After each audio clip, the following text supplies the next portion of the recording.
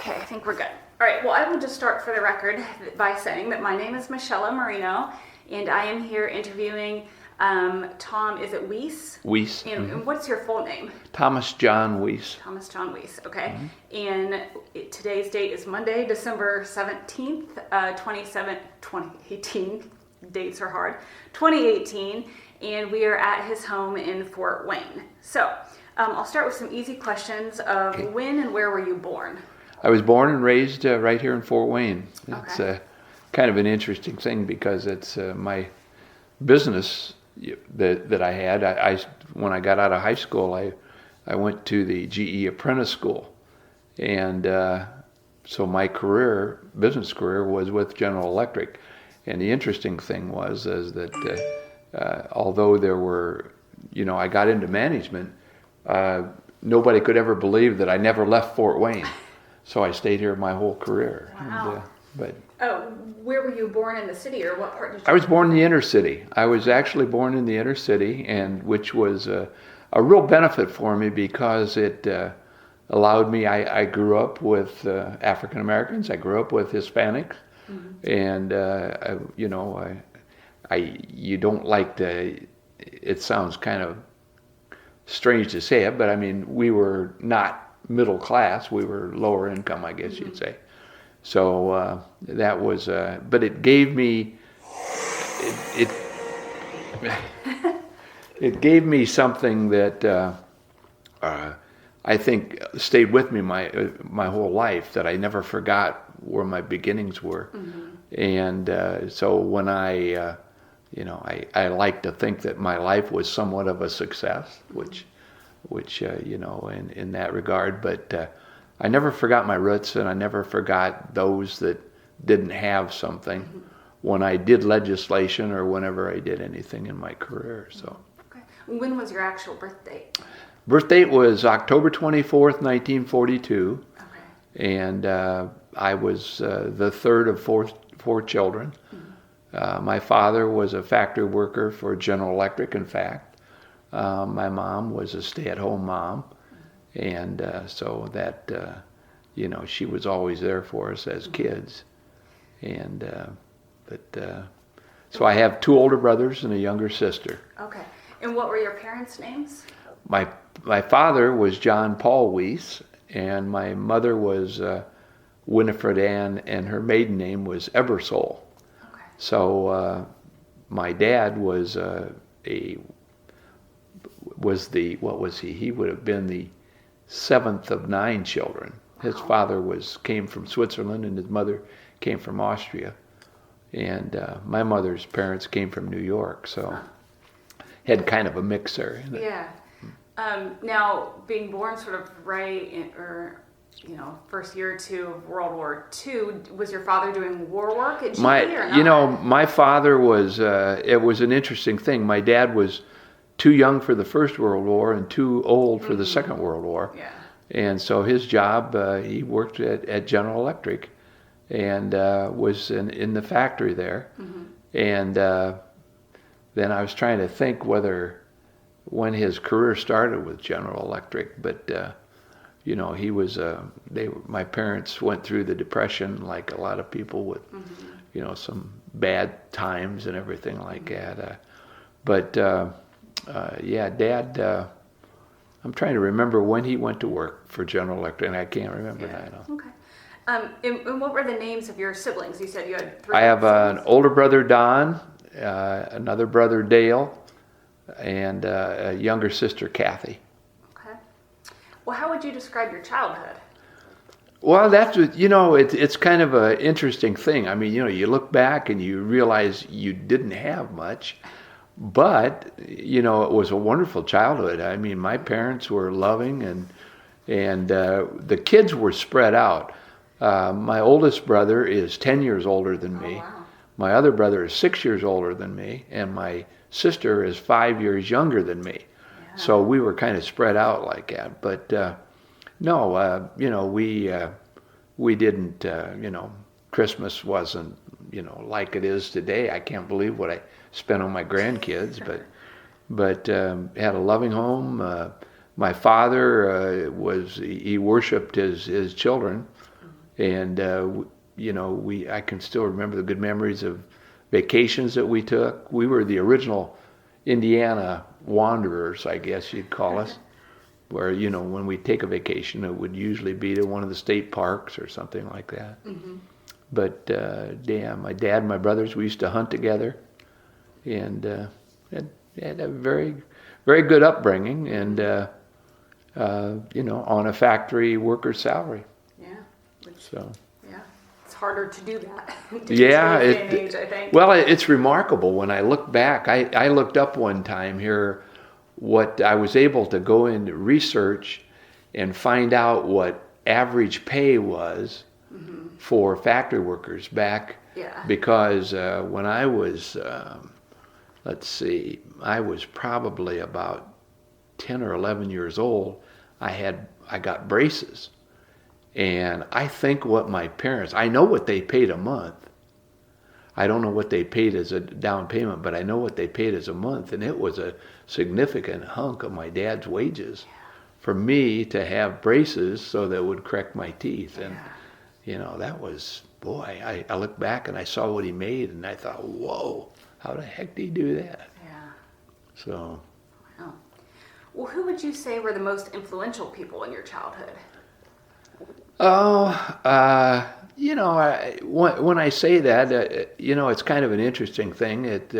I think my parents, my mom was, she's the one that everybody says that I got my outgoing personality from, if you will. My dad was pretty shy person like that, but when I was a kid, it was looking up at your teachers and so forth like that. That's another funny part is that when you think back and you think I can still remember my grade school teachers. I can remember their names. I can remember my kindergarten teacher, and I can remember what they looked like. And it's really strange how after, I'm 76 now, and I go, how can you remember that kind of stuff? But you do. But I remember. In fact, I can still remember.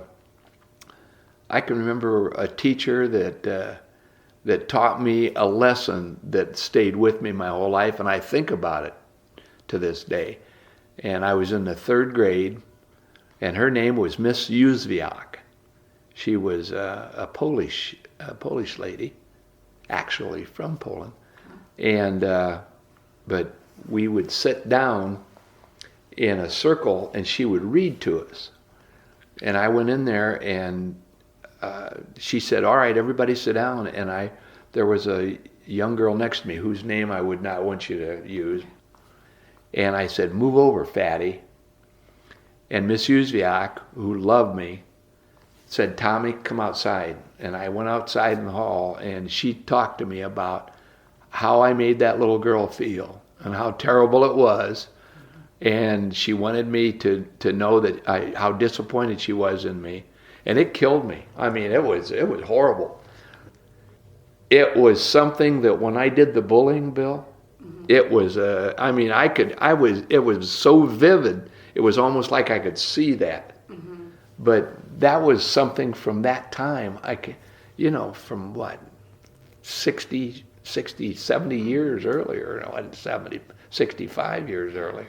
So you felt like the way the teacher handled that in particular, made you understand?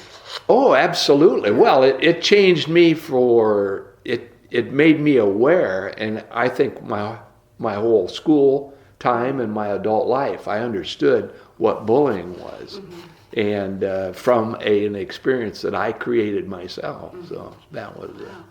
But that's funny to think back like that on something like that. Yeah. Huh. Well, you were just mentioning that teacher being from Poland and that your family had been from other areas. How and when did your family get to Indiana? My parents, my mother came from New York when she was 12. My father was born and raised here. Okay. My grandparents came over.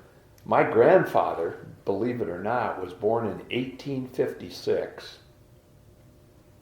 And I never knew by that, my grandpa Wyss. But he came here from Switzerland, and my grandmother, my paternal grandmother, came from Austria. And they came over in the 1800s sometime like that. Wow. But my mom came from, she was born and raised in New York till she was 12. And my grandfather was a railroader, and they moved him to Fort Wayne, and that's how they came to Fort Wayne. Okay. So that was, yeah, it's. Okay. Well, what understanding, if any, did you have about your family's political beliefs or politics as a young kid? My mother and father were on direct relief, which now is welfare, what they call welfare. When my brother was born, and I can remember, and that's when I talk about something that stayed with me. I didn't have to live through that, but it always made me sensitive on that kind of an example of of what welfare really is to people. And was that during the Depression During too? the Depression, yes. My dad did not have a job and ended up getting a job on what was called the WPA. And but I can remember my mother telling me where they lived at that time. She only had one glove for my oldest brother, and she would get up during the night and switch hands on the glove. Yeah. And then you think about the way today that we waste money or we do stuff. Yeah. That's Yeah. that was when she told me that story. I thought, wow, Yeah.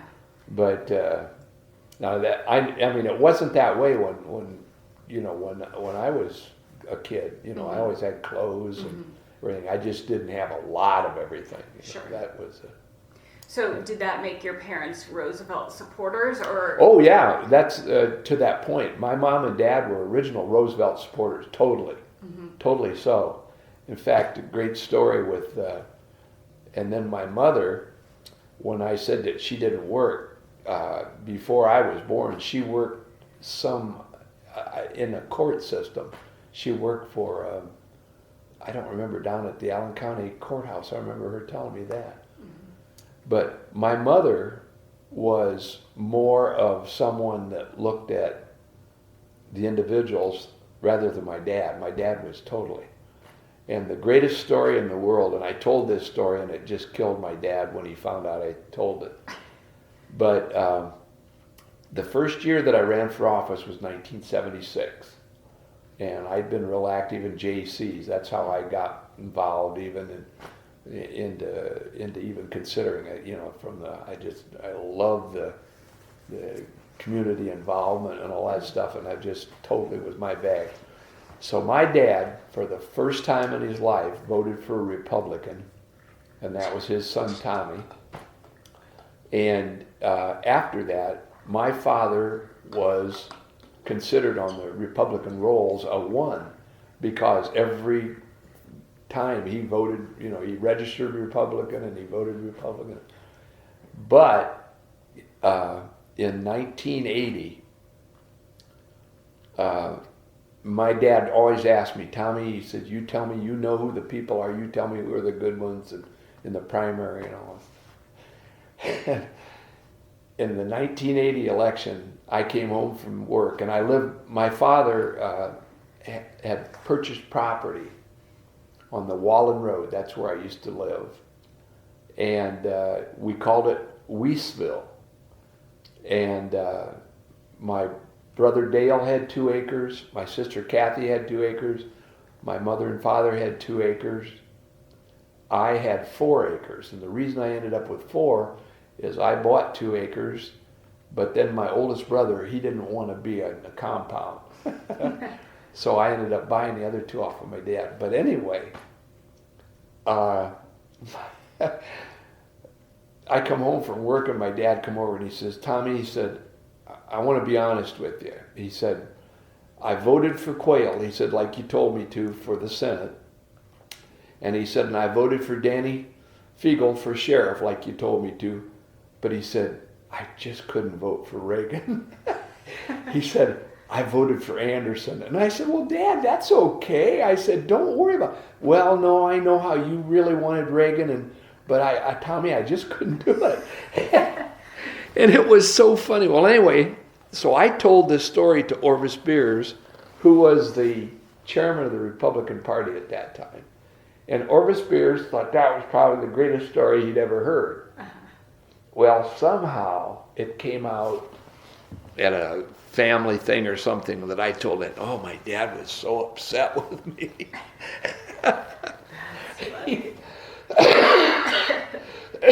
Because he thought the laughter was embarrassment more than it was. Oh, Dad. So, to say the least, you were aware of their politics and things, and even as you got older, so we didn't necessarily. You know why always my dad opposed Reagan? Because my father was a union worker, factory worker for General Electric. Ronald Reagan was a spokesperson for General Electric, and therefore he had to be favored management. That was my dad's thought process. Yeah. Had nothing to do with what Reagan stood for or anything else. It was that impression. Yeah. So. How interesting. So that's a funny story. Well, I know you said you grew up and have remained really in Fort Wayne your whole life, but what schools did you attend as a child and then teenager? I went to Southside. Well, I went to James Smart grade school. Okay. That was for 8 years, and then I went to Southside High School. I graduated in 1960. Was in an automobile accident in January of 60 and darn near killed myself. Oh my goodness. And while I was in the hospital, there was an elderly man that was in my room that was dying. I still can, is that a memory? But his son was a manager with GE. And while I was there, he said, what are you going to do? And I said, well, I want to go to Purdue because I wanted to teach math. I love math. And he said, well, why don't you consider the GE apprentice school? And I said, I don't know what that is. My dad didn't know what it was.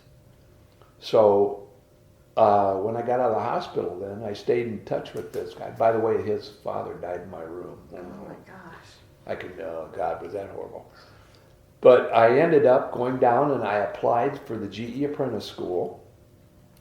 And I was accepted. Except they had a big strike in 1960, which meant I couldn't go until the next year. So I ended up taking a couple of classes at Purdue.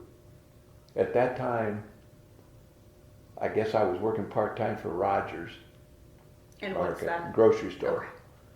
Okay. And I did a couple of classes at Purdue, which was down the old downtown area. You wouldn't believe how dark that was area.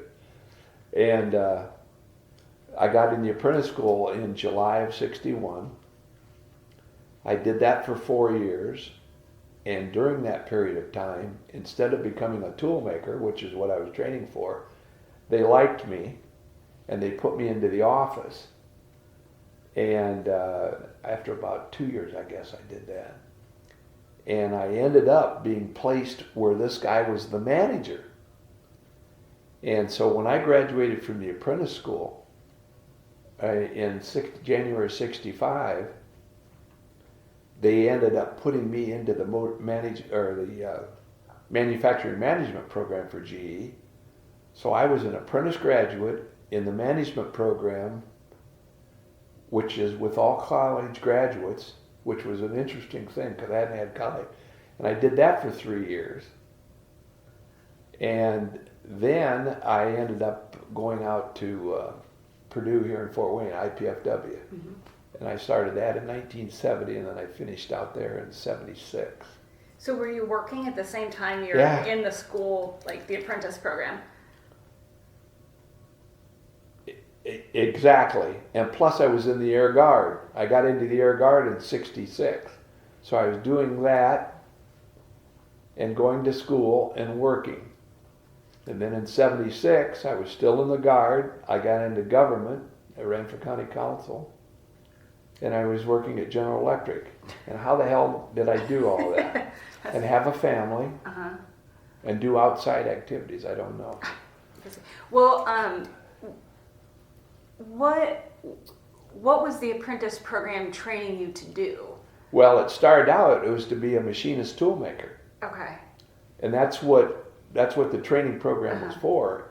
But I only was in the shops doing those kind of, working on equipment and stuff like that for 2 years, and then I got put into the office rather than staying in the in there. And that was was a stroke of luck, really, Yeah. for me for career-wise. Mm-hmm. I mean, I had friends that started out in the apprentice school that stayed toolmakers the Yeah. rest of their life. Well, what then did you take classes for at IPFW? When I was out there, industrial supervision. Okay. That's what my degree got in. Okay. So, Okay. but go ahead. no, and but what happened at GE was in my assignments and that when I first graduated from the apprentice school, I was a planner, and then I got into manufacturing engineering, and then I became a foreman. I did that for a year, and I went into customer service. And when I was in customer service, they liked what I was doing, and the marketing people said, "We will bring you into marketing if you will start college." And that's how I ended up the progression like that. Where it was kind of a weird thing because it seemed like, gee, that seemed like everything was fast, and it was in a way, career-wise like it. But then I went into marketing in 1970. That's when I started out at IPFW. And I stayed in marketing that's how I ended my career with GE. I got an early out in 2000. So. Wow. But, So in the middle of that then, what made you decide to also join the Air Guard? Well, I joined the Air Guard actually in 66. So 65 was when I graduated from the apprentice school. And what had happened interestingly about that is in 1964, a buddy of mine had joined the Guard. And so I went out and took tests and all that stuff. And when I was through, I had great scores. And they said, well, you can leave such and such. And I said, well, I'm getting married in January. And they said, well, wait a minute. We can't take married men. We're not taking, because the draft was not drafting married men. They said, we can't take you. We have to take someone that is, that's eligible for the draft. And I thought, okay. So I got married. Well, a year later, a girl that I'd gone to high school with worked for the draft board. And she called me up and she said, hey, Tom, she said, if you can get in the Guard, she said, or the reserves, you better consider it. You're coming up very close on the draft. So I got a hold of the Guard, and they said, well, there's 400 and some people ahead of you now. And I said, well, that's kind of crazy. I said, you're the ones that didn't let me join, a year and a half ago. They said, what do you mean? And I told them, and I can still remember this Major Anger, and he said, let me call you back. And he called me back a couple hours later, and he said, would you take a clerk job? And I said, well, if that gets me in the Guard, I will. Mm-hmm. And he said, all right. He said, come out here. And I went out to the Guard, and they got me in. That was my only salvation because I was willing to do it a year and a half earlier, on my own. So that got me in, and it kept me out of the draft.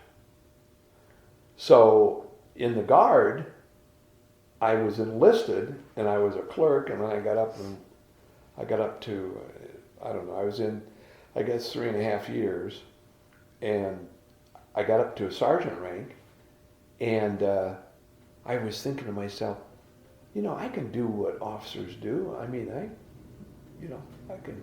And they had at that time a direct commission where you didn't have to be a college graduate. And in September of '69, I was commissioned. And that's how I started my officer career so I was an officer, and my only education before that, I had, 7 years with GE's management program, but that's funnier than hell that I got to be an officer like that way. Yeah. And I think in Indiana, I was the last one to receive a direct commission. Wow. Which is, that was back in '69. Yeah. So that's how I started my Guard career. So was it just interest in the Guard, or were you thinking about Vietnam sort of in the background? Well, when I went in, I was, that was, that was becoming the hot spot of the hottest time and everything. Mm-hmm. And I was thinking that I don't mind serving, but I wasn't really that interested in going to Vietnam. Yeah. And I was able to get into the Guard. And of course, it's a 6-year commitment. And I thought, oh my God, that's a whole lifetime. And I ended up staying 31 and a half years. Uh-huh. And so when you say commitment, was it full time at that point? Was it weekends? No, it was weekends. Yeah, Okay. weekends in summer. Okay. Yeah. Interesting. So what did your service look like during that time then? Well, when I was commissioned, then I was in supply, and I did that for from the time I was commissioned until I stayed in supply, I guess, for 14 years. And then I was put into maintenance, and I became a maintenance officer over our F4s, which was really an interesting change in position like that. I did that for 3 years. And then I became the first, for the Air National Guard for Indiana, I became what was called the Social Actions Officer. And that's the one that deals with all of the issues now that are, with it's more like human relations or something like that. But that was a tough job, and let me tell you why. When you're dealing with military people, where you have men and women, I can still remember there was a guy that was brought up on charges with comments to one of the female people there. And I can still remember him sitting in the office with me, and I told him, I said, hey, it's up to your commander what's done with you, but I'm telling you right now, if this kind of a situation continues, I said, you're going to go to jail. I can still remember that guy looking at me like, and what's so funny about it, it was 30 years ago, and in today's time, he'd have been fired immediately. Mm-hmm. He would not have been given any kind of a chance or anything like that, but I can still remember that guy. What a snake he was. Yeah. But anyway, then I went on. I was after the social actions, then I became the executive officer for the commander. Mm-hmm. And then I went down to state headquarters in '89, and I was the public information officer for the state Indiana Air National Guard. Wow. I did that until '97 when I retired. So that was, and the funny part about it, when you said was that weekends and that, it meant really a lot more time that you were doing as an officer, because, there were times when it wasn't just the weekend, you had other times too. And I look back on that, and I had great family life, great business career, political, I'm doing all this stuff. And now I think, how did I do it? Yeah. I must waste a lot of time now. Yeah, if you're able to cram all that in. Yeah. Well, so how then, especially, during your time in the Guard and as the Vietnam War is heating up and as you're starting to think about entering politics, because you said 76 for city council. 76, yeah. So, in what ways did your awareness of politics evolve as you were getting older? Well, the part that there was another thing that I was doing. In '69, there was one of the managers over there was a member of the Fort Wayne JCs. The managers at GE or at GE. Okay. And he was constantly on, you got to come down to the JCs. You'll really enjoy it. We do all kind of community projects and everything. And I said, I don't know. And he said, no. I said, you got to come down. I went down to 2 meetings with him. And in January of '69, I joined the Fort Wayne JCs.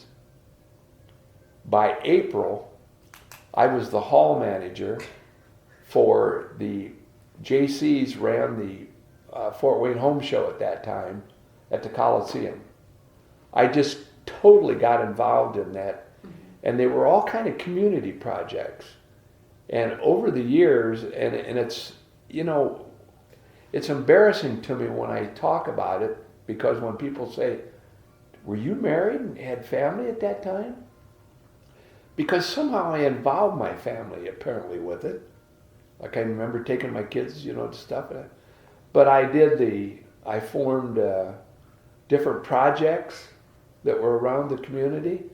And the one where I got involved with government was in 1970, I created what was called the Mayor's Ambassadors.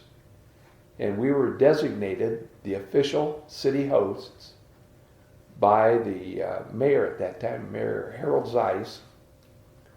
And they would use us when dignitaries would come to Fort Wayne. And I can remember, you know, we had our companies, wherever you worked, you had to go to your manager and ask, and they bought us a gold jacket, gaudy, and we had our black pants and everything like that. And I ended up getting a hold of one of the car dealers who had the Lincoln Mercury dealership here in Fort Wayne, and I told him what the project was. And he said, well, I'll tell you what. He said, I'll loan you a Lincoln whenever you have someone in town. Because when we'd have them, we'd usually use our own car or something like that.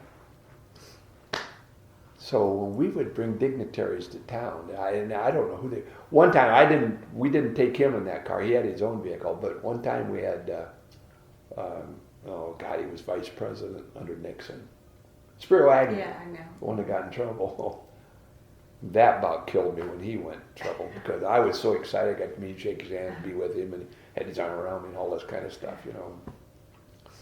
I thought the guy was king till he did what he did. But anyway, so I got involved with the party at that time, and it was really... The Republican Party. Yeah. Through the JCs. But actually it was the Democrats and the Republicans, but it just started to know more of the Republicans, and a lot of the JC guys, were Republicans, and so I just kind of went into that kind of arena there. And in the spring of '76, actually, what it must have been late '75, because it was before the primary. Must have been '75. I can remember being at a what they call it, used to be before Kmart, and was one of the Republican officials, and he said, why don't you consider running for office? And I said, I don't know. I said, what's available? And he said, there's the legislature. He said, we've got an opening for the House. And I said, well, what's that thing? And he started telling me, and I said, nah, that doesn't sound like, because my kids were little. And he said, there's a county council spot too. I said, really? So I said, well, let me think about that. So I go down to JC's, and I'm talking to all the guys, and of course they're all going nuts. Wyss is cool. We'll do it. We'll put together a campaign committee and everything. My campaign committee for '76 was all JC's, and it was the funniest thing you've ever seen, because we'd go down, we had signs, and we'd put up signs, and I had always been close ever since I was a little kid with police officers. All through school, that's the thing that kept me out of trouble, I think, my buddies that were police officers. Well, how did you get close with police officers? It started out, I had an uncle that was, he was high command on the Fort Wayne Police Department. Mm-hmm. And so these officers knew me when I was in school and everything. And when I was in high school, hell, they were all like big brothers to me. Mm-hmm. And it just stayed that way. But anyway, the thing about putting up the signs and everything, these guys would put up signs where it was not supposed to be signs. And several times they were stopped by police. And when the police saw who the signs were, the police let them go and left them.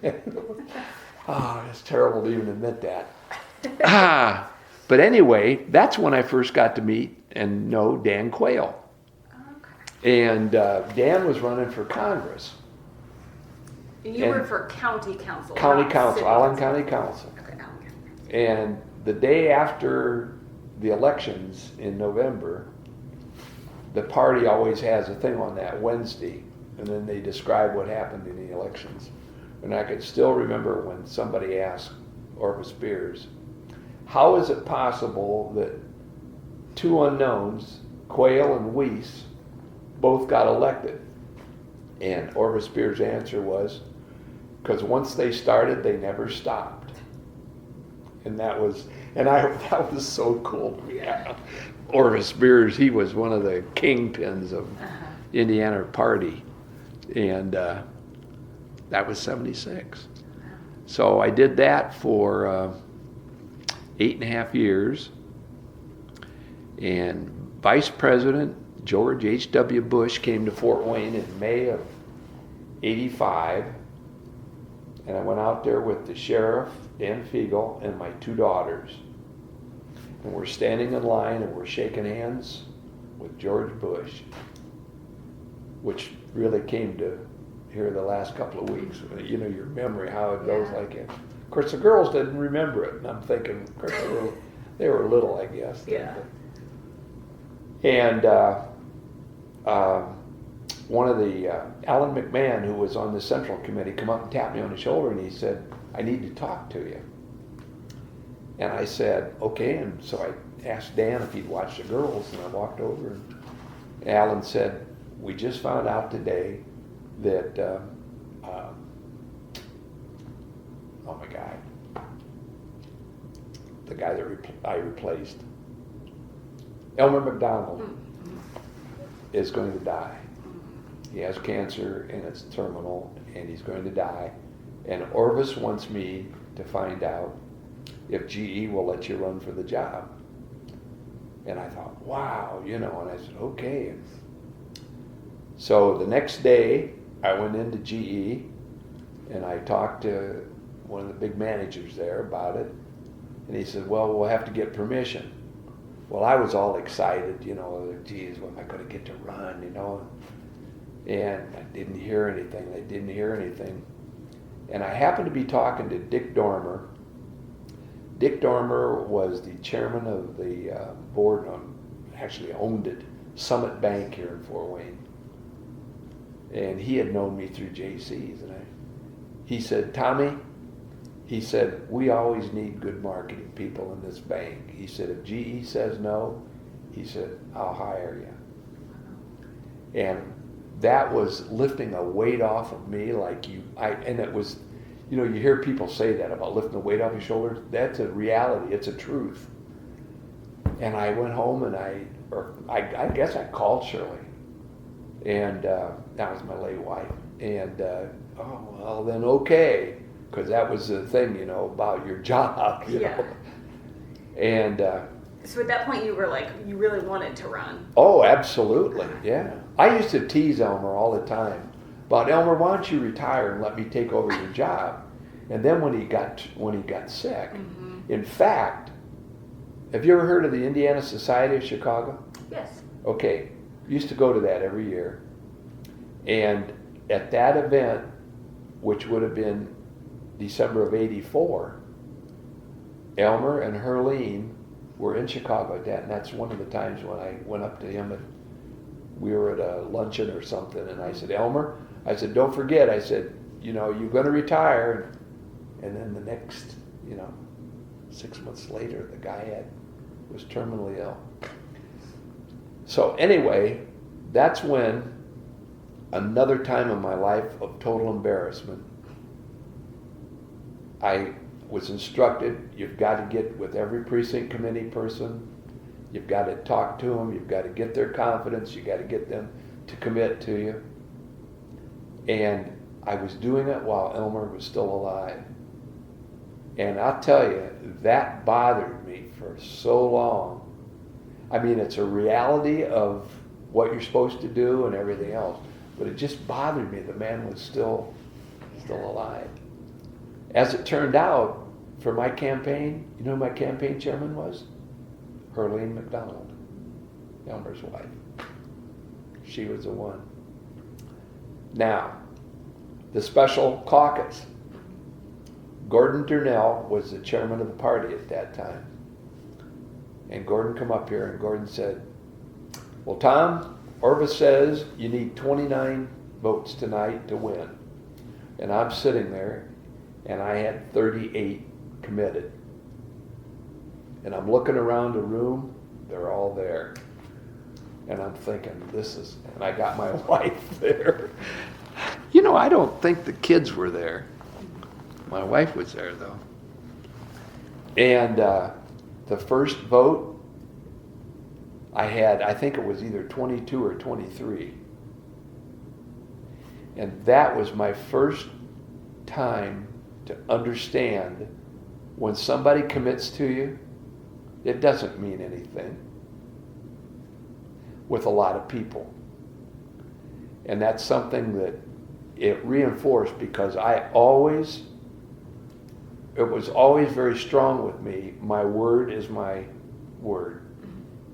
And which is what's so important about being in the legislature. It doesn't matter your politics or you can be, but what is your word on you're going to support it or you're not. If you can walk away from it.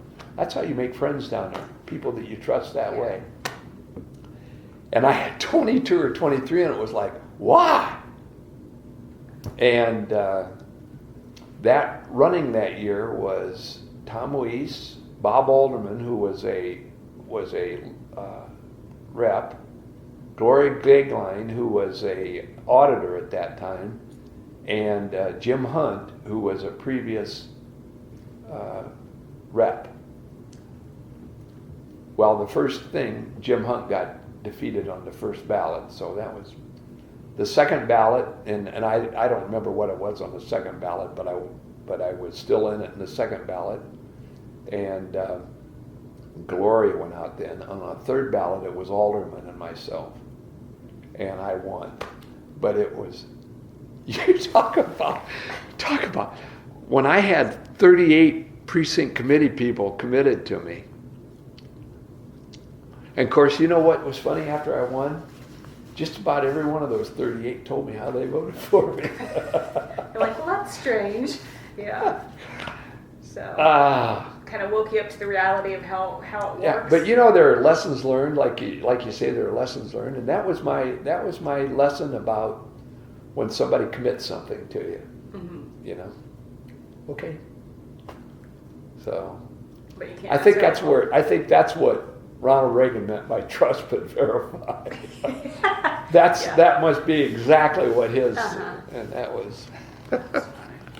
Okay. Well, you've mentioned your wife several times, and I think you maybe even said when you got married, but where did you meet your wife? Met my wife, if you've ever seen the movie, this hell when you get old, American Graffiti. I haven't seen it, but yes, I'm familiar. You want to see that because that was our life, and we had a multitude of drive-in restaurants. Mm-hmm. We had Azar's, we had Hall's, we had Gardner's, and we had Dale's Drive-In. So what you did in high school once you had a car is you drove. Now Hall's was the south side one. Dale's was the Elmhurst kids. Azar's, I don't know who Azar's was. And Gardner's was everybody's. But you would make that loop. You just do that all night long. And I can still remember I was dating a young girl and I pulled into Gardner's and I looked and there was her brother in the car and there were two girls in the car with him, one in the front seat and one in the back. And he motioned for me to come. So I went out of the Gardner's and around to Western Auto parking lot, parked, came walking back here, got in the back seat, and there was this Shirley Pabst sitting there. And in the front was her girlfriend who was dating Jerry, the girl I was dating, brother. And I can still remember that night vividly. I can remember the coat she had on. I can remember her eyes.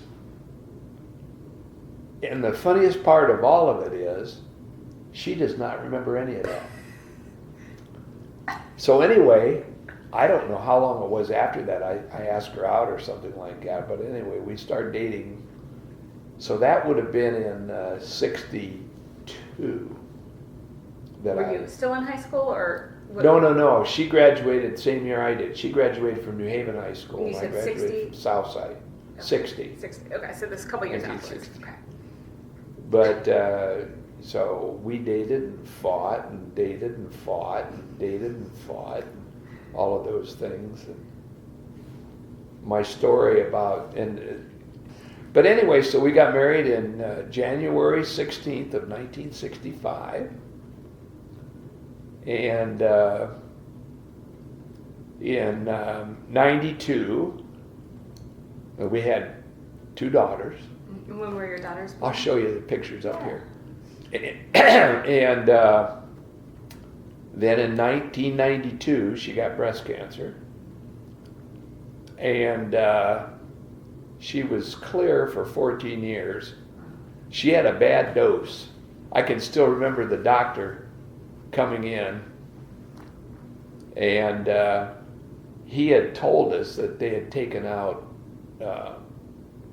I can't remember now if it was 9 or 11 lymph nodes. Oh my goodness.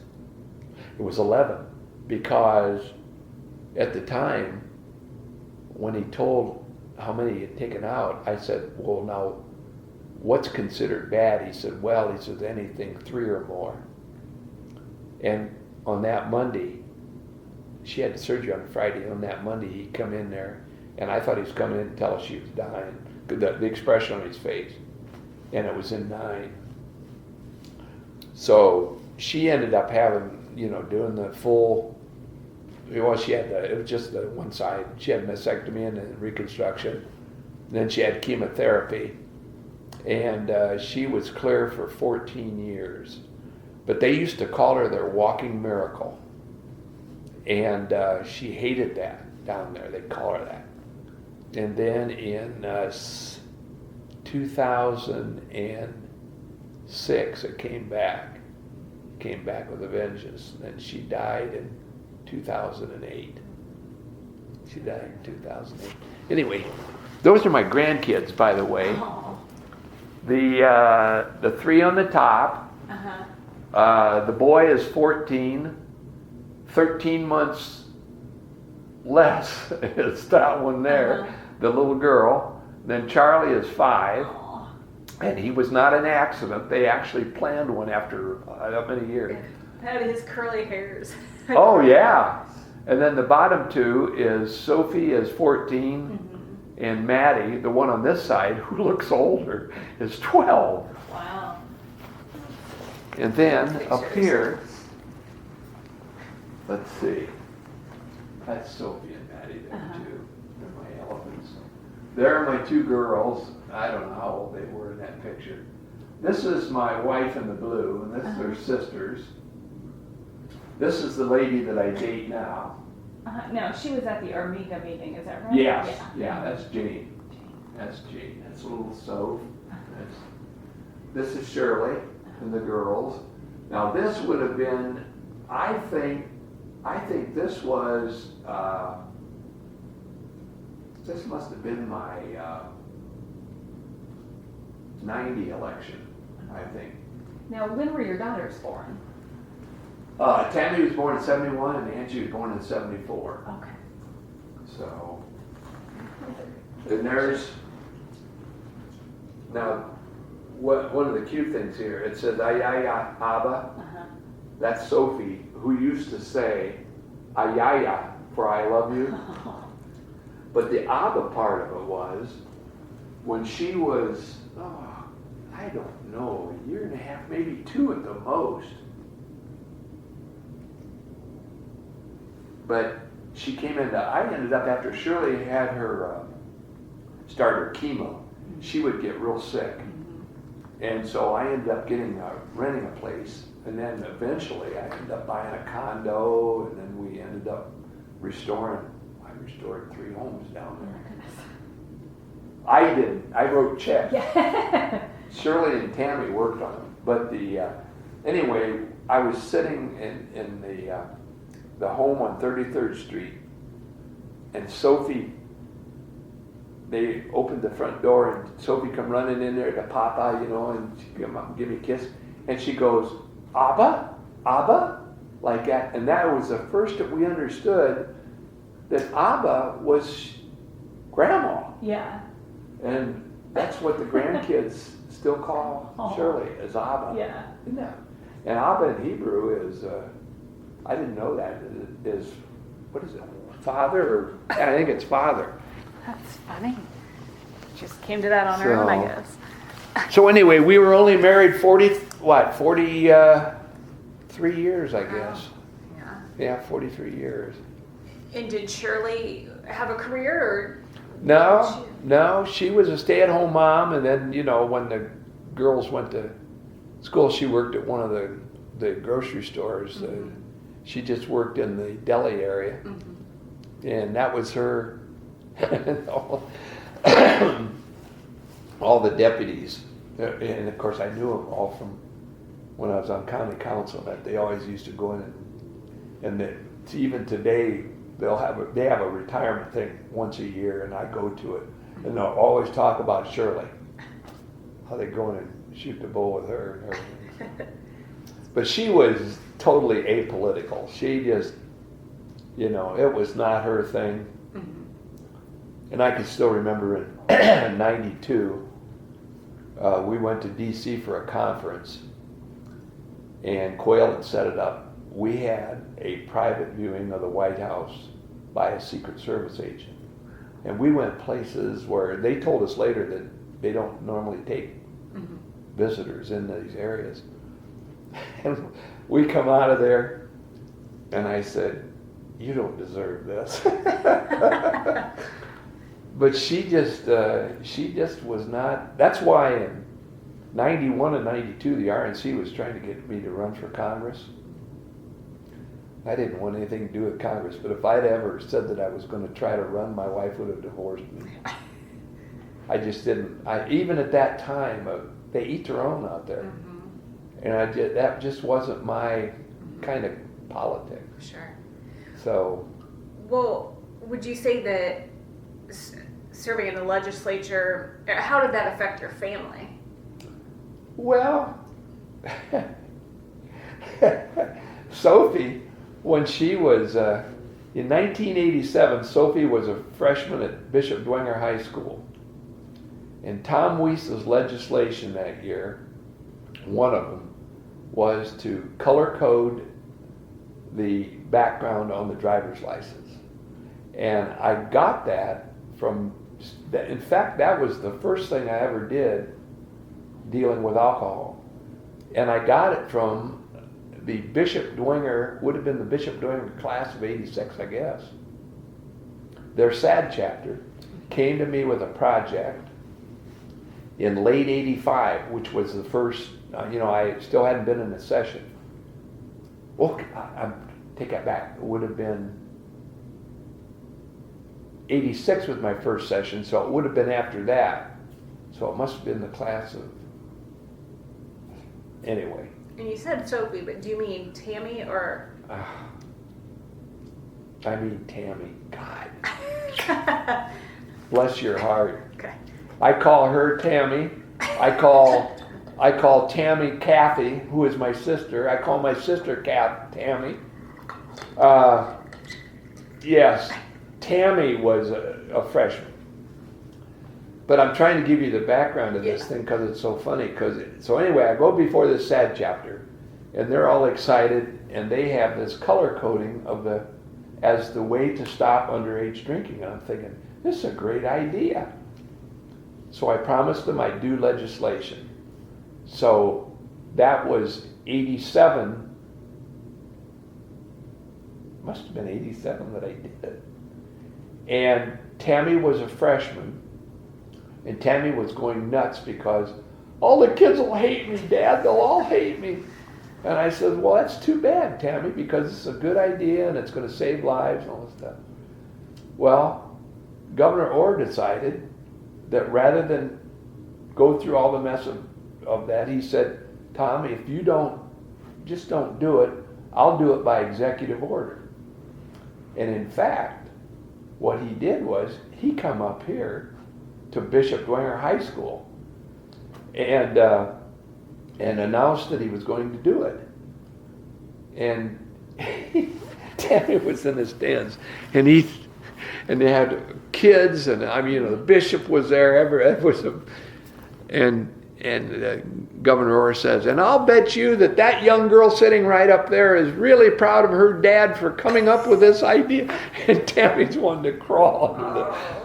Oh God, it was so funny. Anyway, the kids didn't hate her for it. Yeah. Some of her friends hated me later for legislation that I did later, and we'll get to that later, I guess. Okay. So would Shirley come down with you when you were in session and things like that? She did, yeah. She would come down, and for the first several years, she was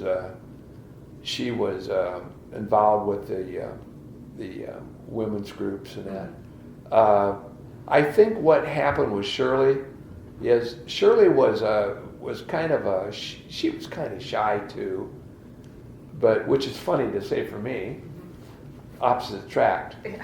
And but she made friends with several wives down there, and believe it or not, the two that she made friends with, their spouses died. One died in 89, and when did Bob die? He might have died in 88. But she was friends with their wives. And that kind of just separated her out from really wanting to be involved. And one was Orville Moody from Angola, his wife. God, that was a horrible one. But I often wondered, I never said anything about it, but she would go and, but she just wasn't really that, and it never, she was proud of me, but it never impressed her that I was a senator. Does that sound funny? No. She just, it wasn't, it just wasn't, she was proud of what I did and everything like that, but hey, it's Tom Wyss. Yeah. That's funny. Well, let's jump into sort of your political development then, and then getting into county council. What was it like when you were first getting involved in county government? Well,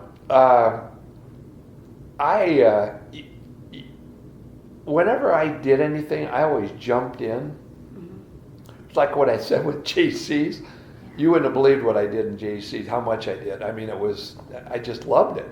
And I did the same thing with government. But I always thought, if you don't really know what people are doing, how the hell do you legislate on them?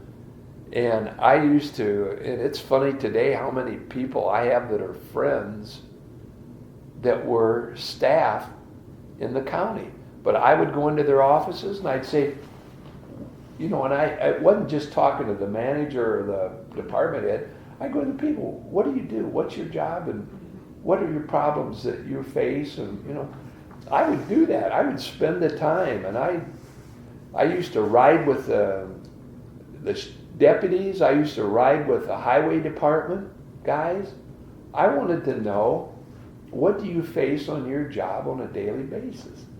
And I found out people really appreciate you knowing what they do and you considering them an important part of, not just, some people, I pay your wages, how they are about stuff like that. So I really got involved, and I just, I made sure that what I was doing was, I always thought was, the only thing I ever did in my career where I ever was sorry the vote that I did was I voted for the Fort Wayne School Board to be elected, which is what I did in the Senate. I'm jumping ahead of you. But when I say that, and the reason is because the people that run for that are not people really dedicated to education. They got issues that they want to, Yeah. and they get, and you can't believe some of the side issues that, But that was the only, but anyway, so I just got involved in all of this stuff. I made sure that it wasn't just a once a month thing, for council meetings. And I visited the offices. I worked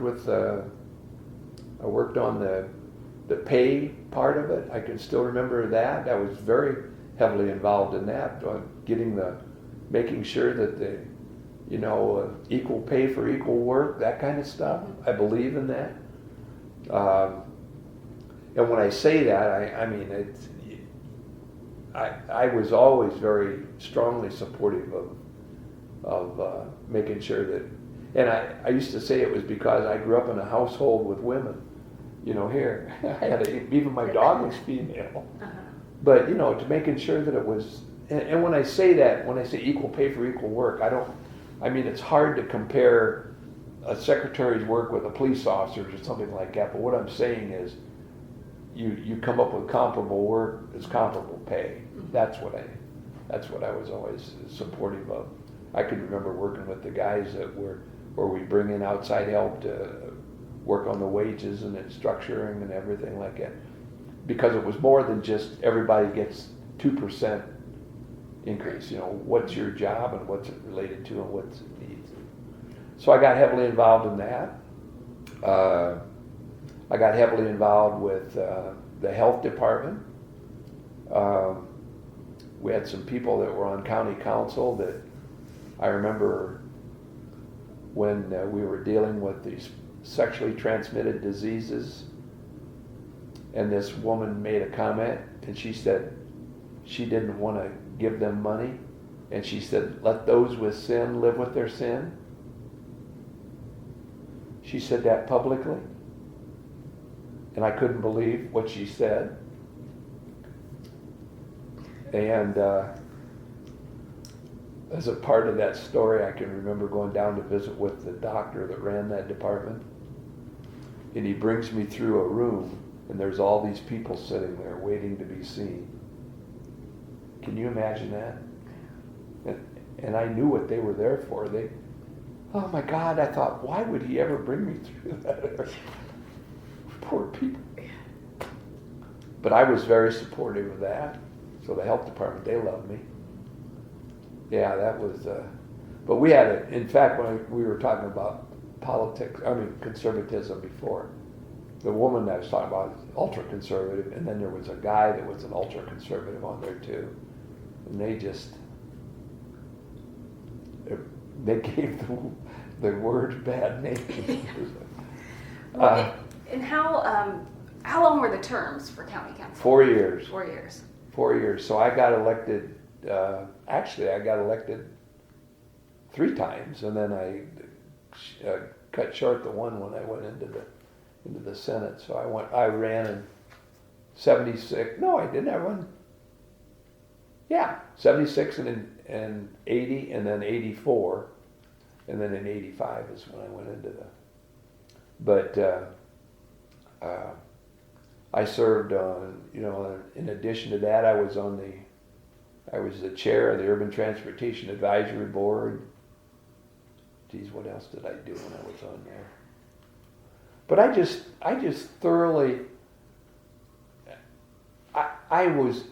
to this day, I ended up doing a bunch of scholarships out here at Purdue. And giving back to your community, that was always, to me, I was always so excited about what my community had done for me. I got my education here, I had my job here, I got my family here, and it was a matter of giving back. And there's so much satisfaction to doing that. There's so much satisfaction to doing something where you think to yourself, I'm doing something somebody else either can't or won't. And I mean, it was a personal satisfaction. And that's, I don't know. Yeah. I've done that my whole time. Yeah. You've certainly been busy. That's for sure. Well, yeah, and I still, that's like I said though, I don't understand where my time is now. What do I do? I must sit around a lot. I think you've earned that, certainly. Well, as you're starting to get more involved in county politics and then even state politics and more familiar with sort of Republican politics too, who were your political heroes, either nationally or even locally? And you've mentioned several names. Well, my first election was in 1964, and I voted for Lyndon Johnson for president because I thought Barry Goldwater, and I watched the commercials on the bomb and all that other stuff. Isn't that crazy? That was my first election. In 1968, I got teased by people because I handed out campaign material for Birch Bayh for U.S. Senate and Richard Nixon for president. I told Evan this story one time, Evan Bayh. He thought that was funny. Yeah. But the reason I did is I thought both of them were right with what they were saying and what they were doing. And I was an admirer of Birch Bayh, and so I was a big Nixon supporter, and he was going to end the war, which, I mean, I was supportive because I was I was in the military, and so my commander in chief and all that kind of stuff. But he's going to end the war, which he didn't do until very late. But anyway, I started getting involved in that. In '76, I got enthralled, is that a good word, enthralled, with Ronald Reagan. I thought, this guy really has it together with what he's saying and everything.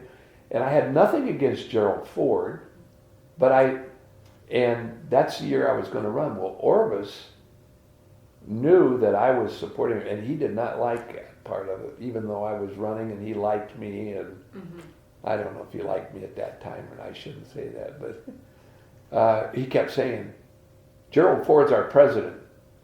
And I said, I was going to do campaign for Reagan and all that stuff. So I didn't, because I ran for election like that. But Reagan is the guy that really, I think, it's like I said, I had met Agnew and all of this kind of stuff, and I think that was a part of I was leaning Republican, but, and I guess I was, when I talked values, Agnew used to talk values, which we found out he didn't have after the fact. But Reagan is the guy that really got me to thinking about, and as far as politically too, and without jumping around all over the place, John Kennedy, I worship John Kennedy. I thought the man was, and I don't know whether it's because he wasn't the age of my grandpa, he was the age of my dad, or, he wasn't really, my dad was older, but I mean, it was that age group. Yeah. But I always liked that, ask not what country can do for you, ask what you can do for your country. I always liked that. But, so Reagan was the one that really, I think, inspired me, and then of course in '80, that was no question on that kind of a thing. But what? Yeah, I was just asking national political heroes or even state or local. Reagan was. I liked Jack Kemp because I thought, and I liked Quayle a lot. I always thought Quayle was underrated and overreacted to by the media. That's kind of what's going on with Trump right now. I mean, Trump's got his problems and he's doing some, I don't agree 100%. But I always thought Dan Quayle had the right thing too. Dan was willing to work with he was, quote, a conservative. He and Ted Kennedy worked together on a lot of legislation there.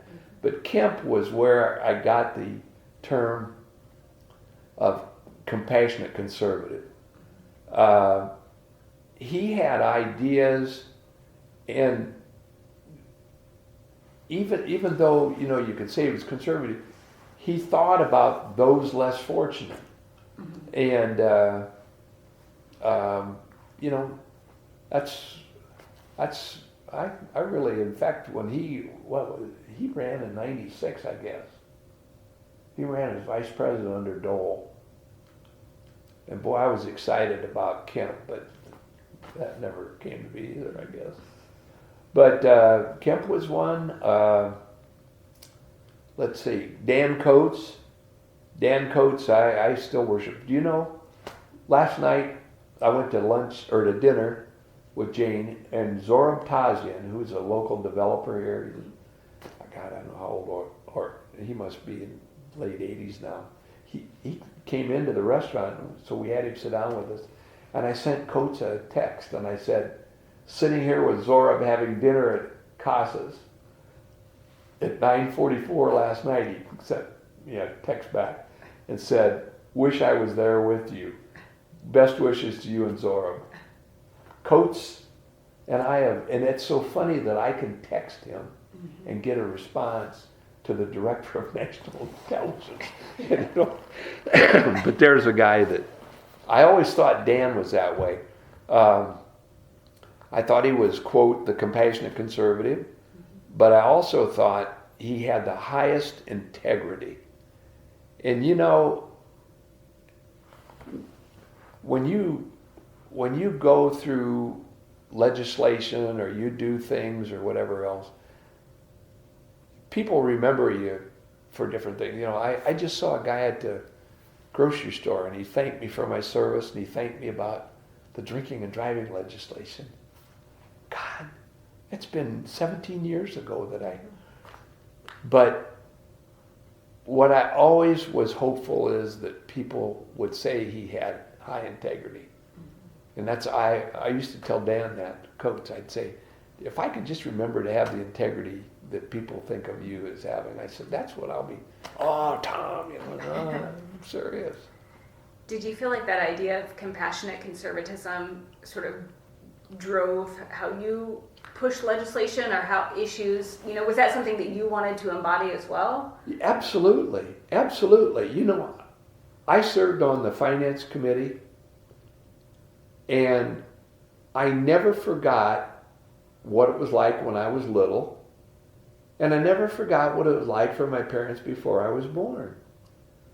And so, do I want people that abuse the system? No. And I do whatever you can to stop them, enforce the law or whatever else. But to not want to help people in need is something that, you know, I can still remember when there were people that were fascinated with me in the 91, and this is something I would like you to, I'll tell you, you can remember it, but okay. Only because it's... Okay, we're good to go there, so... You know, the first election, I know that was special caucus and you're replacing Elmer McDonald. But in the subsequent ones, you know, did you have a particular campaign strategy or how would you approach sort of each re-election? You know, it's funny because you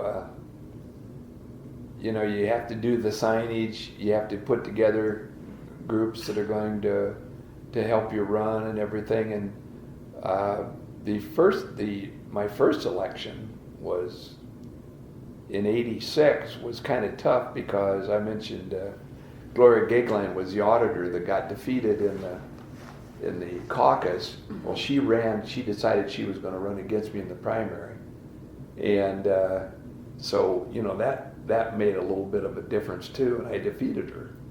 But the elections of '86, '90 were relatively easy because I had a pretty strong district. I mean, you still have to do everything, but you know, you put together a team and everything like that. My biggest election came in '94, that was after I took over the inner city, and I was running against a very populist city councilwoman, and so we were really going to have to, and we really put together a big, I forget what I spent in that campaign, but you know, of course you get donations and everything like that. But I had a wonderful team. In fact, a guy that I had met in '93 became my finance chairman in '94, and ended up becoming my best friend. And he just passed away. It would be 2 years coming up here, I guess, in April or March. But that was the biggest election, and I mean, it takes a lot of effort. You're doing the walks, and you're doing the signage, and you're going to events. And early on, there were a lot of things. They had the League of Women Voters. They were pretty active up here, and they kind of went away in the.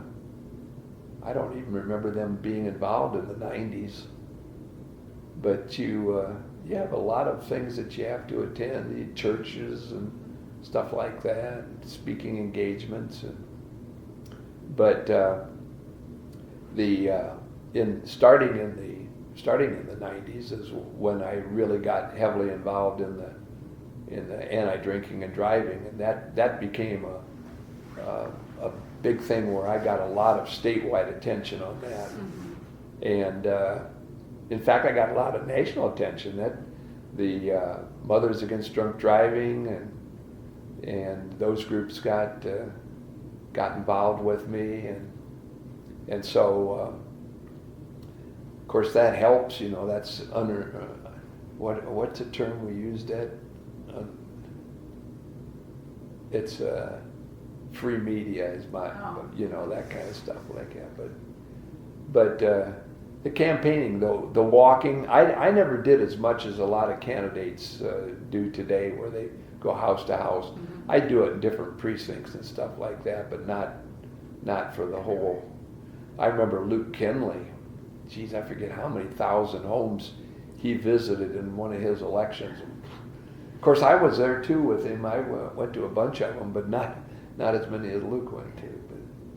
But the campaigning, getting the money, that's the part that's really in fact, that's one of the things I can still remember what Dan Coates was telling me one time, how many $1,000s a week he had to get in donations as a senator. It was phenomenal. It's sad. Yeah. It really is sad. But it's the only way you can get you can get the word out and everything, unless you got money like Trump had, he can afford his own. Yeah. Well, then, jumping into that first, you win the caucus. What did you find, or what were you thinking as you walked into the State House that first day? Well, interesting about my first day in the legislature in 1976, I couldn't see the scoreboard. And the reason I couldn't is, that morning I had laser surgery on both my eyes for glaucoma, and they were still dilated, and I couldn't even. That was my first day in the General Assembly. And just to clarify for the record, that was also a Senate position, right? That was my Senate, yeah. Yeah, okay. Yeah. So like 85 or 86? Well, that was the January of '86. Okay. Is when I had that surgery. So my first day, and actually, the first day would have been '85. It would have been organization day. Yeah. But then so you couldn't see a whole lot then. Well, organization day, I was okay for that one. Yeah. But I couldn't on the first day of second. But organization day, no, it was remarkable. To say you're not proud is you'd be lying to say that. But it was in September of '85 is when I was sworn in by Judge Givens. And of course I had my mom and my dad, my wife, my daughters, my sister and her husband, Dan Fiegel, I keep mentioning him, he was the sheriff here in Allen County at that time, my nieces and nephews, and it was an unbelievable experience just to be in that chamber and be sworn in, and to know that you were doing something that very few people ever got the opportunity to do. Even to this day, I mean, I don't know how many senators there have been in the state of Indiana, but just to say that you were one of them is, is something like that. But it was within a couple of days of when I was the caucus, going back to that, I remember getting a call from the then coroner, who was Phil O'Shaughnessy, who was a dentist, and he wanted to take me to lunch. And he also had my dentist with him. And so we went to lunch, and what they wanted to talk to me about was legislation. I'd only been a couple of days, and they wanted me to introduce it. It turned out to be the first piece of legislation that I did in the General Assembly. And got through the General Assembly.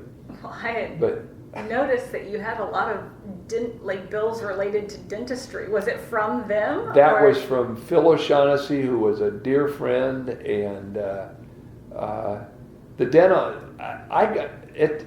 At first, I was on the health committee. The first, I don't know how many years, first 3 or 4 years, I guess, I was on the health committee, and so I got. And of course, with the dentist, I was my own dentist. I got an award from the Dental Society from a dentist. They named the thing the Norman Niles Award, and he was a dentist of mine years before. And it was kind of funny that I got that award named after that former dentist.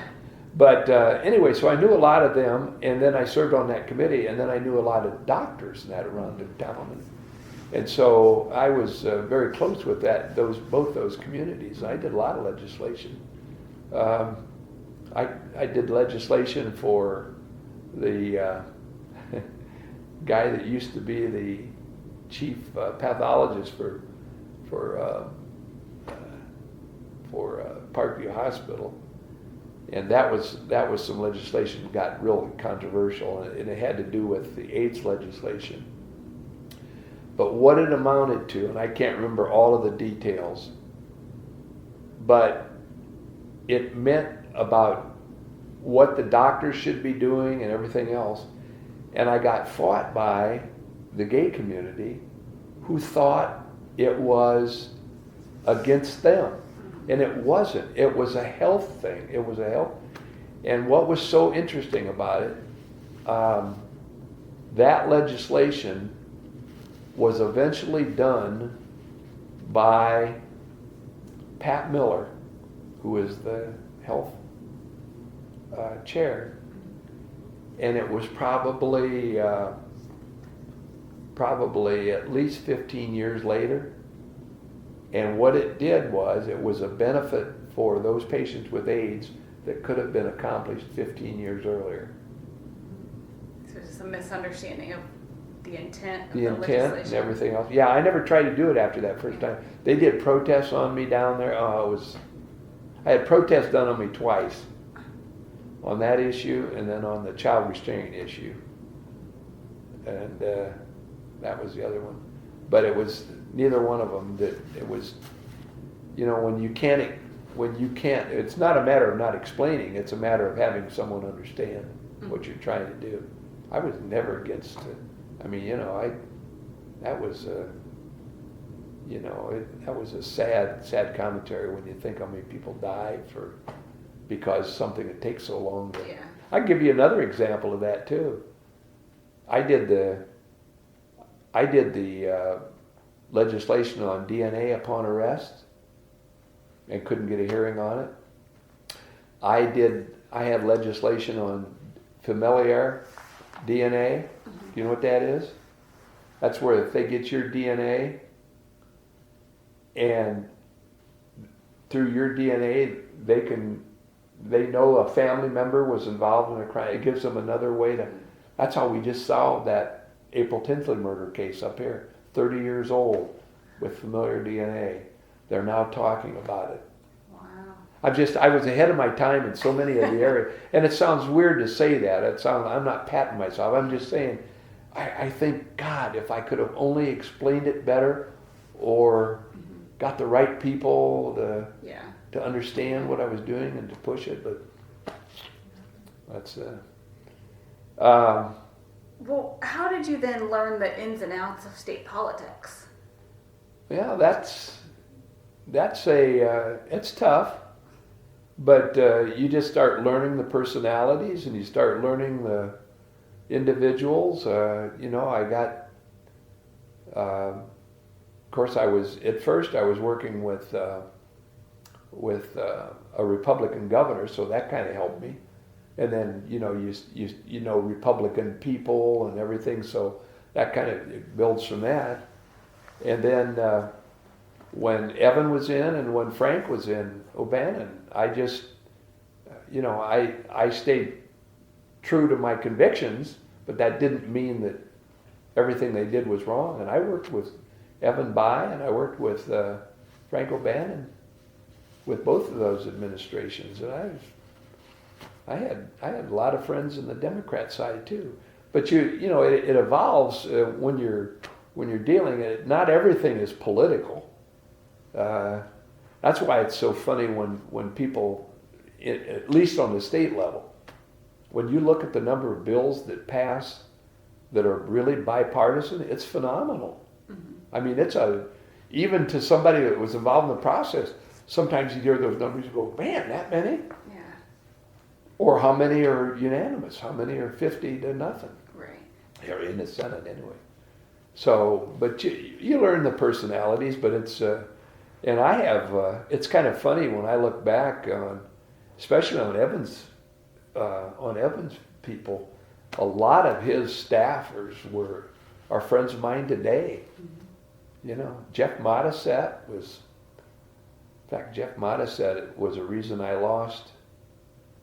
I could have had, here's what I was told, and I have to be careful how I do this one because I won't say a name, but in 1990, I had what was called an omnibus drunk driving bill. A part of that bill was .08. It was just one of the features in there. I got it through the Senate. It went to the House, and it was killed in the House. And I was told later by someone very prominent in leadership, the reason that it was killed is because they didn't want to give that the reason that bill was killed in the House is Jeff Modisette was going to run for prosecutor. Jeff is a Democrat, was going to run for prosecutor in Marion County. He was heavily involved with me on the drunk driving stuff. They did not want to give him any prominence to run for that office. I couldn't believe it. And the person that told that to me, I mean, it made me feel bad that my party was doing that. Yeah. Because it was a Republican House that killed it. And that was in 1990. Wow. But anyway, so you meet people and as far as your understanding of their, and of course I worked with Bob Garton, who was probably I still think was one of the finest gentlemen I ever dealt with. I mean, there's a man that had integrity, that he was criticized because of his germaneness rules and things like that, but he was exactly right. Mm-hmm. He was exactly right on the way he did things. But one of the interesting things about him, just to digress on a personality, Bob read every bill that was presented to the Senate. Every bill. I'm talking about at the beginning. And he would send notes to you. And he would say, Tom, in this bill you got such and such in here. Do you really want to do this or do you really want to do this? And you look at it and you go, that guy, he reads every bill. And he would assign the bills.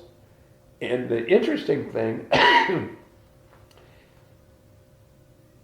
when he would assign a bill, if that same bill come up a couple of years later, he would assign it to the same committee, that bill that had similar things to it. His knowledge was, I couldn't believe how he could keep it all in his head, how he did that. But there was a guy with very high integrity. That was and you learn from these kind of people. Mm-hmm. You learn, and you hopefully you're picking up all the good stuff and forgetting about anything that's not good. But, did you have any specific political mentors in those early years? Yeah, I think Bob. Mm-hmm. I think Bob very much so. Potch Wheeler. Potchy was another. It turned out to be a dear friend. John Sinks. John had decades of history before that. He was the senator that preceded David Long. But no, you learn from them. Orvis Beers, when I talked about Orvis was a phenomenal political leader. He was the one that suggested quail to Bush.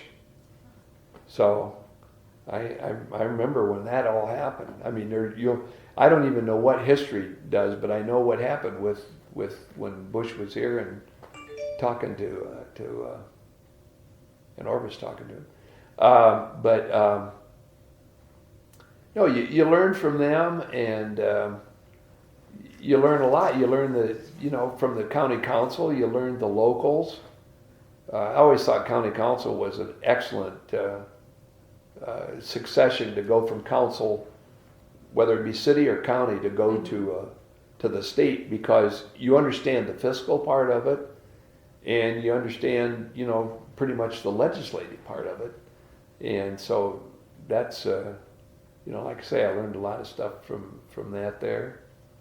But mentors, it's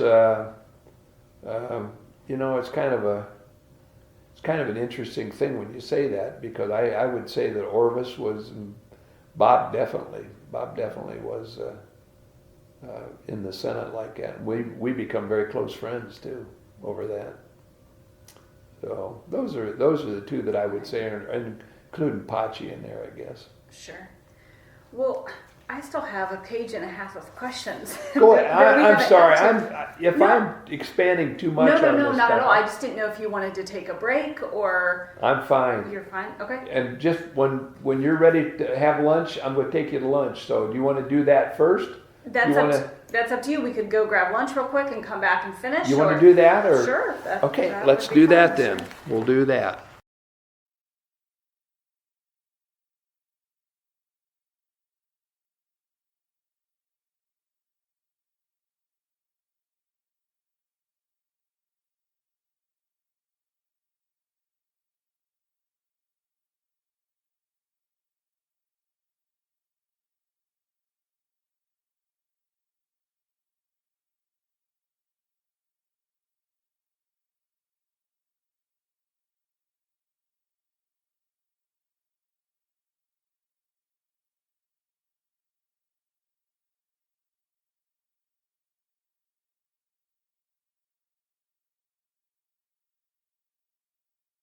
Well, I will state for the record again, as these are starting new files, that my name is Michelle Amarino, still December 17th, still interviewing Tom Wyss.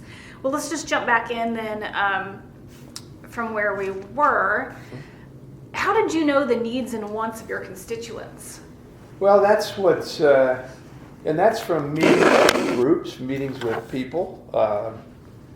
Sometimes it was something that was on television. Mm-hmm. I mean, I think about some of my bills.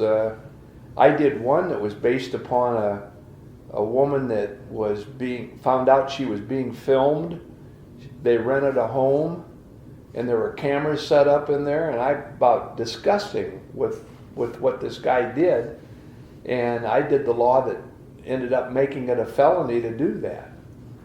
And similar to that, there was one where there was a little girl up in Ashley, Indiana, where a guy was doing the under the dress photographing. Yeah. And I made that a felony. I read a story about one time about some people that were wanting to, their child had been murdered and they wanted to go to the execution. And the gist of the story was they had to get the permission of the person being terminated. The prisoner that was going to be killed they had to have his permission. And I thought, that's crazy. He's already hurt them once. Now they have to go back so I made it a law that they don't have to have the prison can, if somebody wants to, well, a family member wants to view the execution, they can. I mean, it sounds screwy to say that, but they were laws that didn't do anything for me. Yeah. You know, the seatbelt law just made sense to me. You know, the drunk driving. I don't want somebody driving drunk. I don't care if you party till you puke. Yeah. You know, at home, but don't get in your car and drive. Sure. When I was mentioning to you earlier about my daughter, and when I was doing the drunk driving stuff, that same daughter, when I did the child restraint system, this one kid called me up, it was a classmate, and he said, I have 10 children. And he said, what am I supposed to do? He said, I can't get 10 car seats in my car. And I said, you know, I don't know what to tell you, and I know it's a problem. But I said, how valuable are your children to you? Well, don't ask me that. I said, well, it is. In Indianapolis, I was down there one day, and the secretary come over and she said, I got some woman on here from Fort Wayne. And she said, she's got 5 grandchildren, and she can only get 4 car seats in her car. Who does she leave at home? And I said, go back and tell her the one she loves the most. And Maureen said, I can't say that. I said, you tell her or I'll walk over there and say it. And I'm sitting there and I could hear Maureen, well, I told Senator Wyss, and Senator Wyss said, the one you love the most. And all of a sudden, Maureen wasn't talking, and all of a sudden, and then finally she said, well, I'm sorry, and she hung up. And I said, what'd she say? She was screaming at her, what did he say? What did he say? But those were things that, you know, it wasn't because I had personal interest in it or something. It was something that came up, and I thought, geez, that ought to be the law. Mm-hmm. And that's where you get into the trouble about where people will, you know, I had on the seatbelt thing. I fought for this country for my rights, and you're taking my rights away that I have to now wear a seatbelt. And come on. I'd like to know. I had the head of National Traffic Safety. I got real close with those people during the years when I was doing all that stuff, and they kept telling me, because I was telling them how it's disappointing to hear those kind of. They said, "Did you ever stop and think how many lives you saved?" And I said, that's something that really does absolutely go and counter that. But at the same time, you hear this, you go, oh, give up. Oh, it's easy to focus on the negative when it's so loud too, Well, people today, they accept the seatbelts, they accept the child restraints, I remember my own daughters, what I used to do with them when they were little, and it might have been you too. You laid them in the back seat. If you had a station wagon, you laid them in the back on a mattress, and you were just, if you didn't have a tragedy, you were so fortunate, so fortunate. Yeah, it's true. Well, how did you communicate and interact with your constituents? Did you have town hall meetings? Did you have a newsletter? Well, I did newsletters. I spoke at a lot of things. When I'd be requested to speak, I spoke at, whether it was Kiwanis or I spoke to a lot of different Kiwanis groups, Kiwanis. You just make yourself available because that's what people expect you to, and communications with letters. It depends. A lot of times there were form letters that came to me. Form letters went back.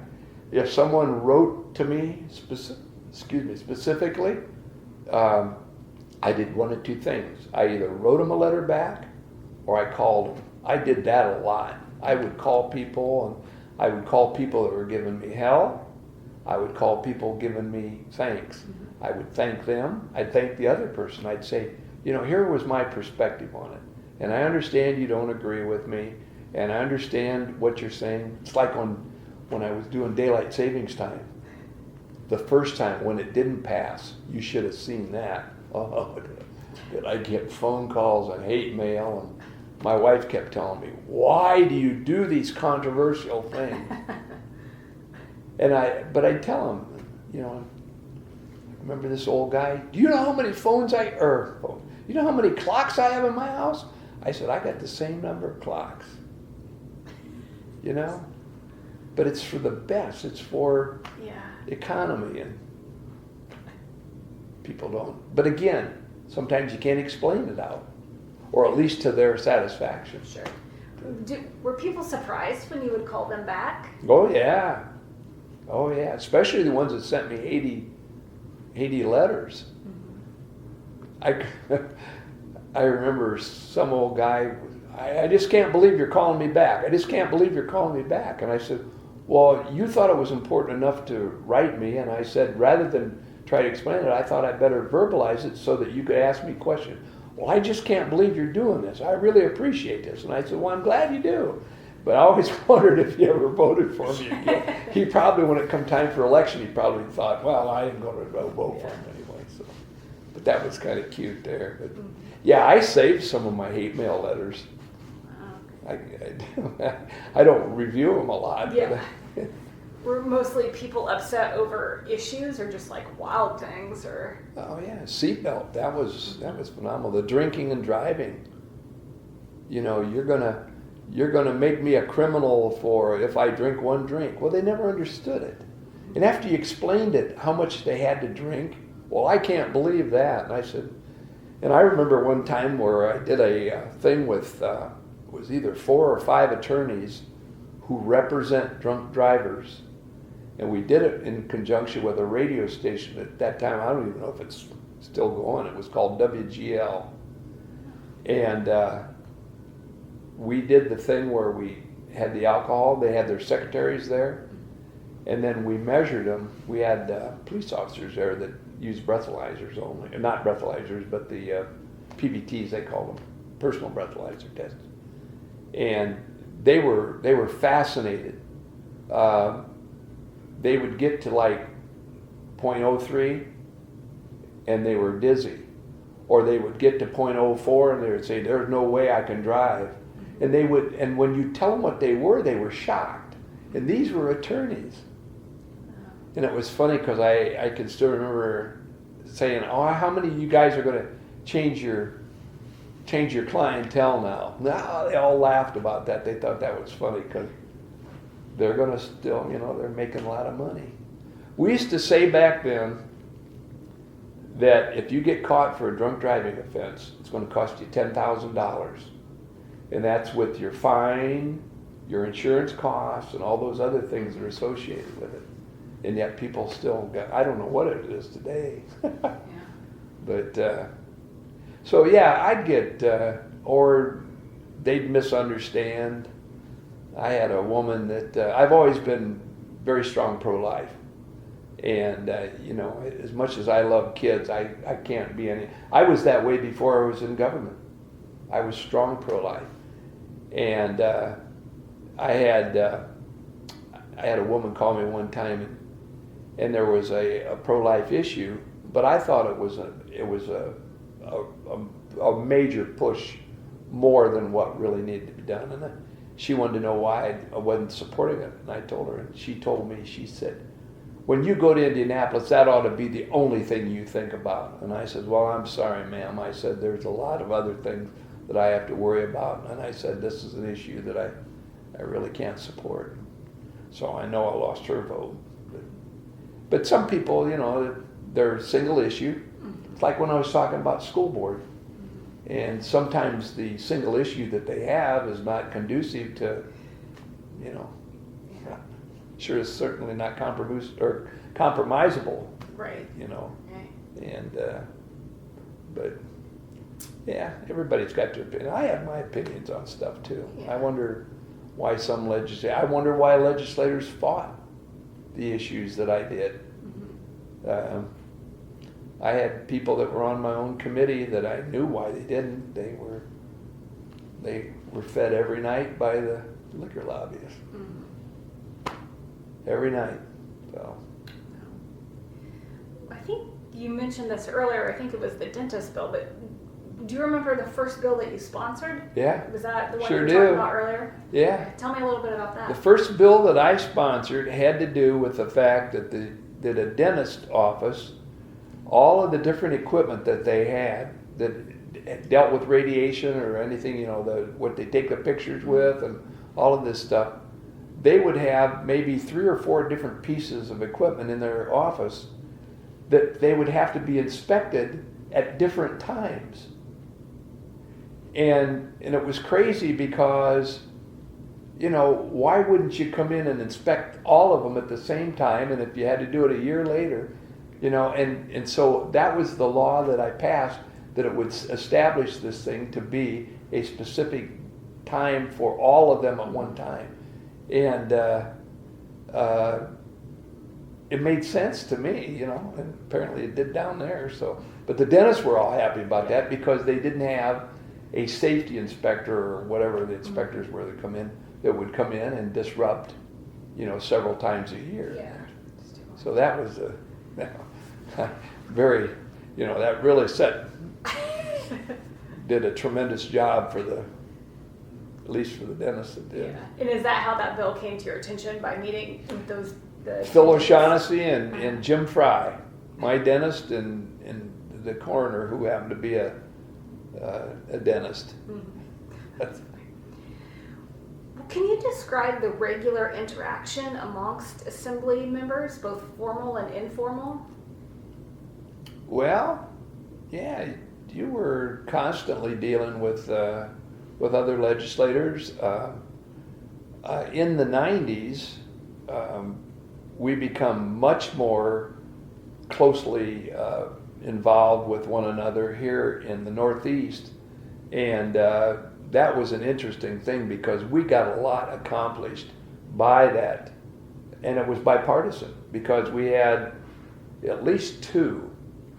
I think that's what we had. I think we had 2, and then at another time we had 3 that were Democrats. The rest of us were Republicans. But when there were issues for Northeast Indiana, we would work together on those issues. So yeah, you have a lot of. And then of course during the summer you have summer meetings and things like that. And then of course you had friendships with other legislators. So you'd get together for dinner or something like that. But it was a year-long thing. So you were really constantly involved. And then now today it's really kind of interesting because with what you have today with the, you know, texting and the phones and cell phones and everything else, you know, I was a lot in common with, or not in common, but I mean a lot in contact with my colleagues and that on issues, and could be during session or out of session.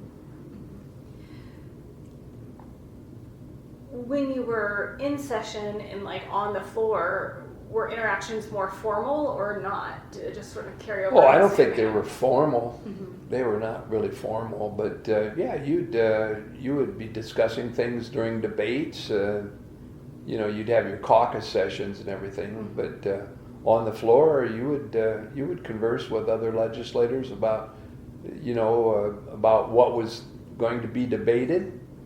Sometimes you would be discussing like, hey, are you going to go talk on this bill or talk against it? Or if you are, what are you going to talk about? You know, you do those kind of things. And you did it both with Republicans and Democrats. Mm-hmm. So, yeah, it was not really a formal type of thing. That leads nicely into my next question, which is what were interactions like between the majority and minority parties, between Republicans and Democrats? It depended. If they were real dogmatic, you may not have good conversations. And that happened on both sides. I mean, some of them really didn't want to give you the time of day. They, you know, and or they didn't want to discuss.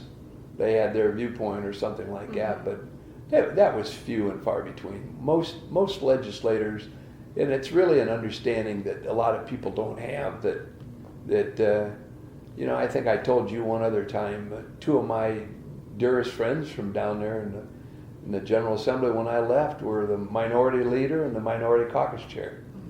Dear friends, trusted them immensely, and they trusted me the same way. And that's what governing is all about. You can deal with people that, when I said I was pro-life, I don't know whether, I think both of them were probably pro-choice. But that didn't mean I couldn't deal with them. You know, we disagreed on a particular issue. That happens. But what I didn't like when people did game playing, and I didn't like when somebody would tell you that they were going to do something or not do something, and then they would do the reverse.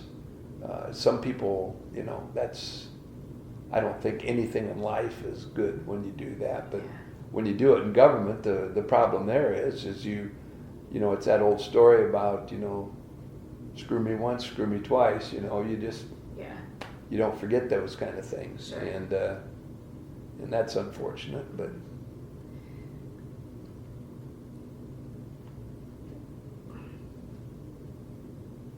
well, you had told me, and if you don't want to mention names, that's fine, but you had said that you were close to Earlene Rogers before. Who was the other person you were mentioning? Or was she even one that you were just mentioning? Oh, that I was just mentioning? Oh, no, just now that I was... Yeah.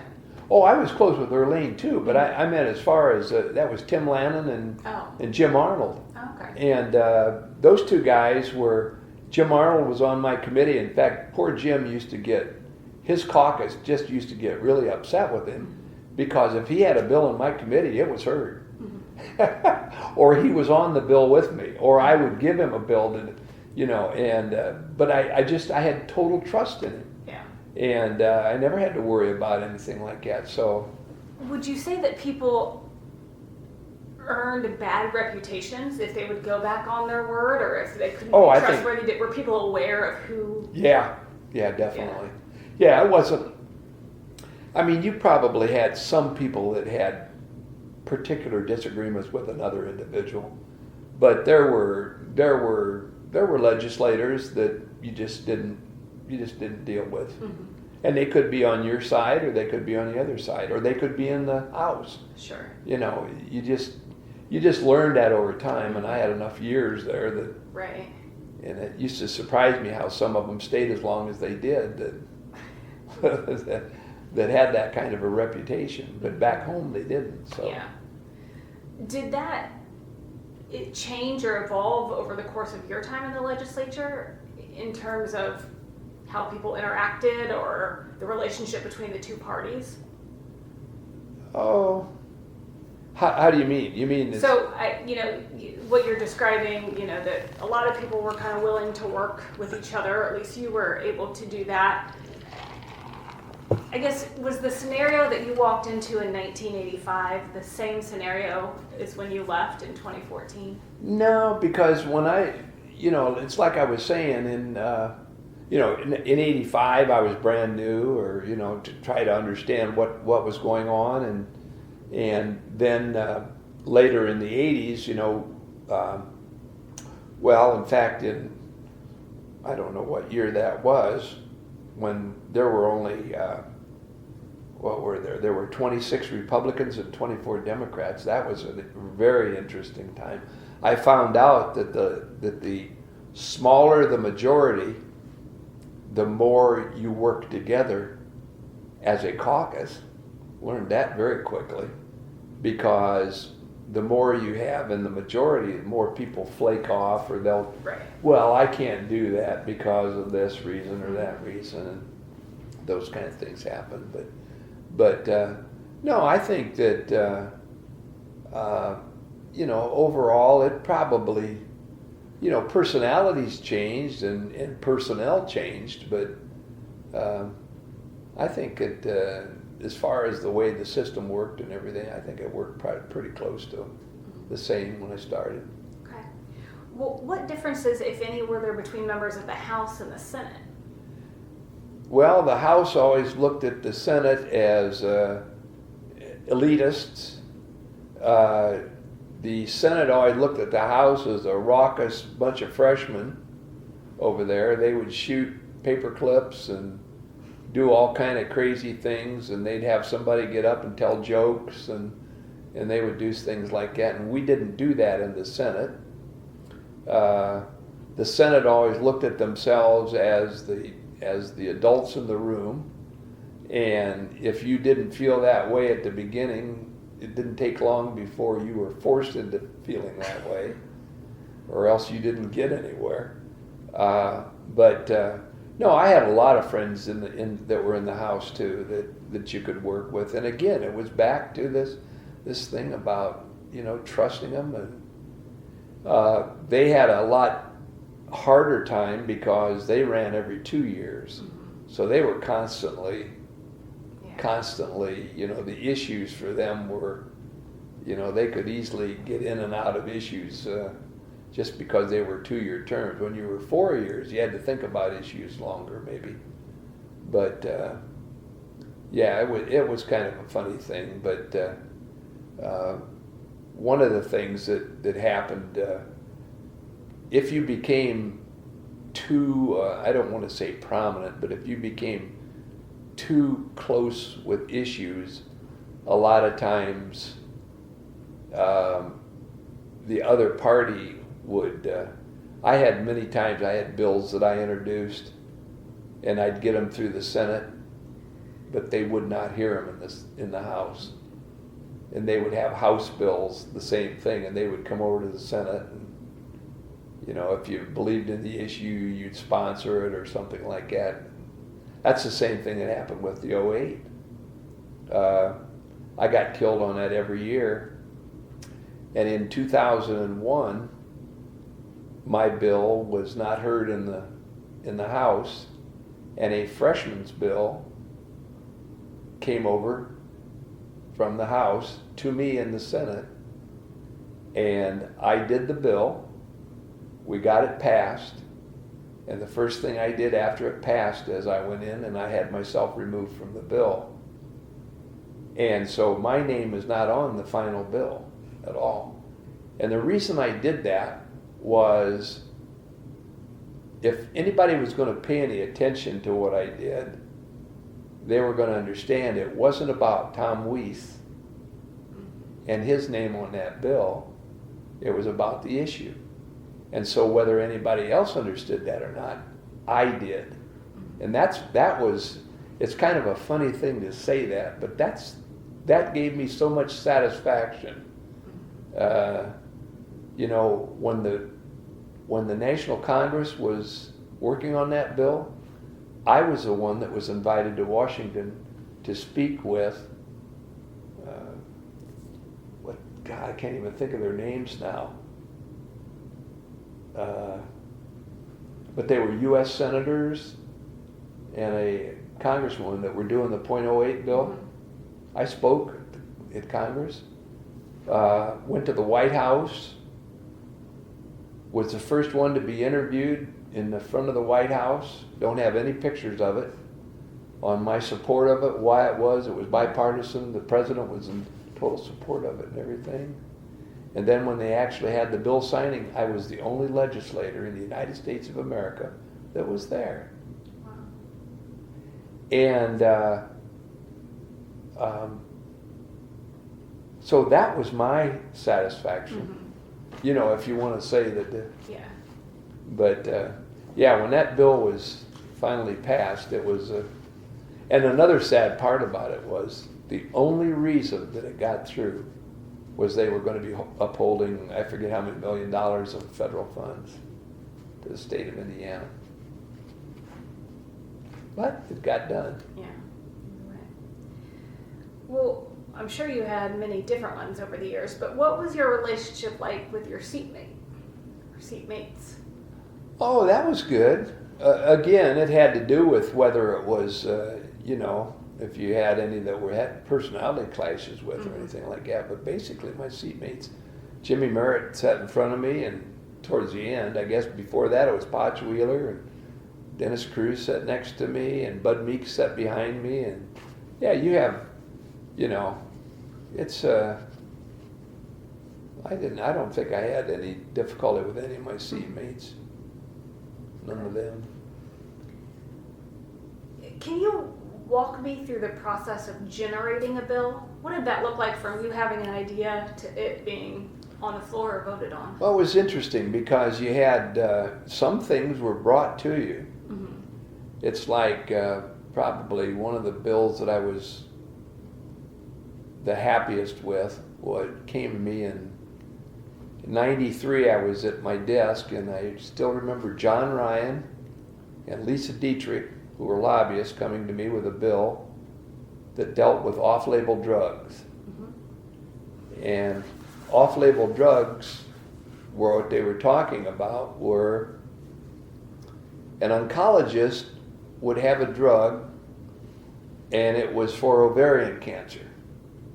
But he would notice certain things that he would think, I'm going to try this on a breast cancer patient. Mm-hmm. And he would find out, hey, this works. This is giving them, But insurance companies wouldn't pay for it because off-label. And so I'm sitting there, and when they go through all the explanation, I looked at them and I said, you're coming to me because of Shirley, aren't you? Because the year before is when she had hers. And I can still remember John Ryan sitting there, and he goes, yeah, we are, Tom. And I said, I'll do it. And I got involved with the breast cancer all over the state, groups from Mm-hmm. survivors and all this stuff. And it's an interesting story with this. And that was in 1993. Well, 1993 is the same year that the boat issue come up, casino boats, which I was totally against. You're talking to a gambler. I don't mind gambling, but I just think it's bad for state to be involved in it. In fact, I can go into a million stories about it right now even. So I did the off-label drug bill. It was in the House the last night of the regular session. It was killed, and it was killed by a legislator and a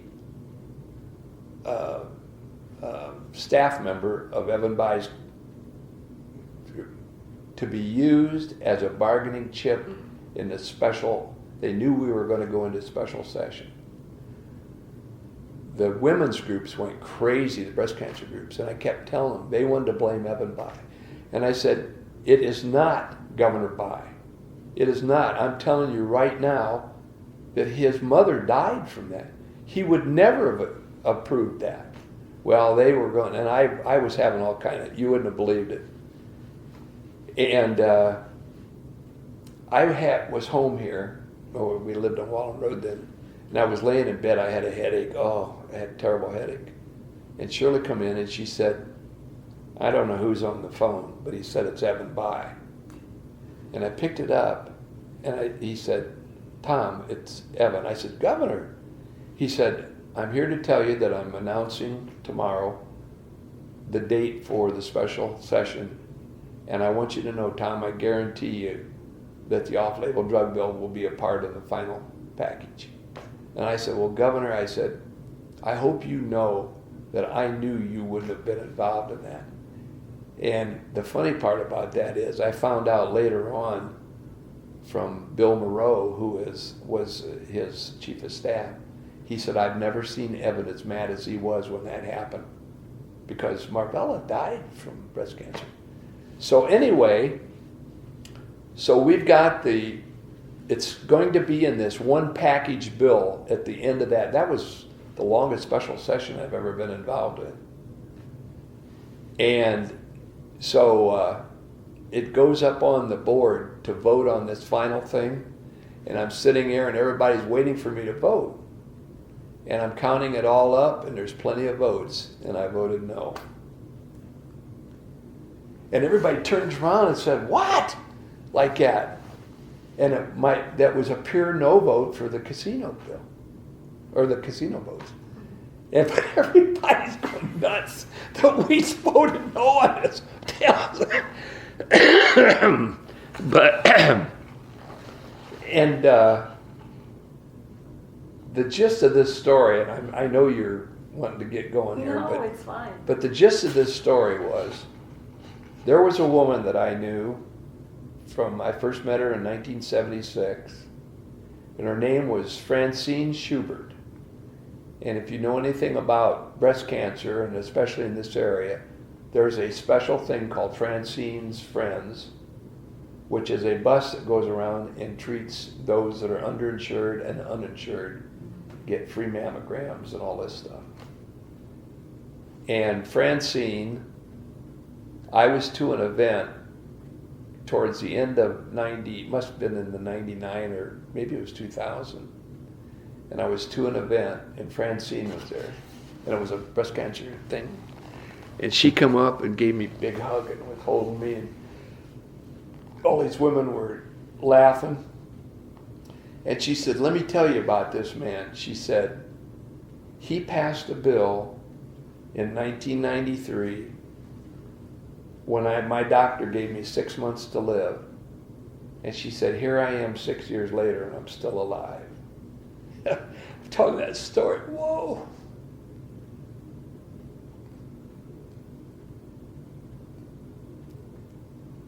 That was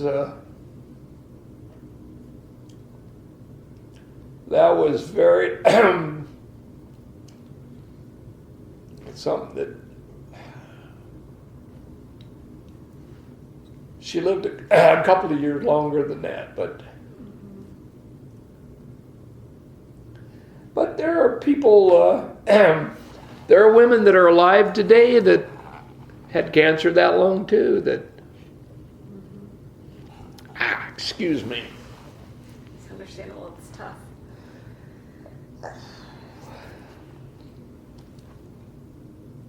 So, anyway, that was a story with that one.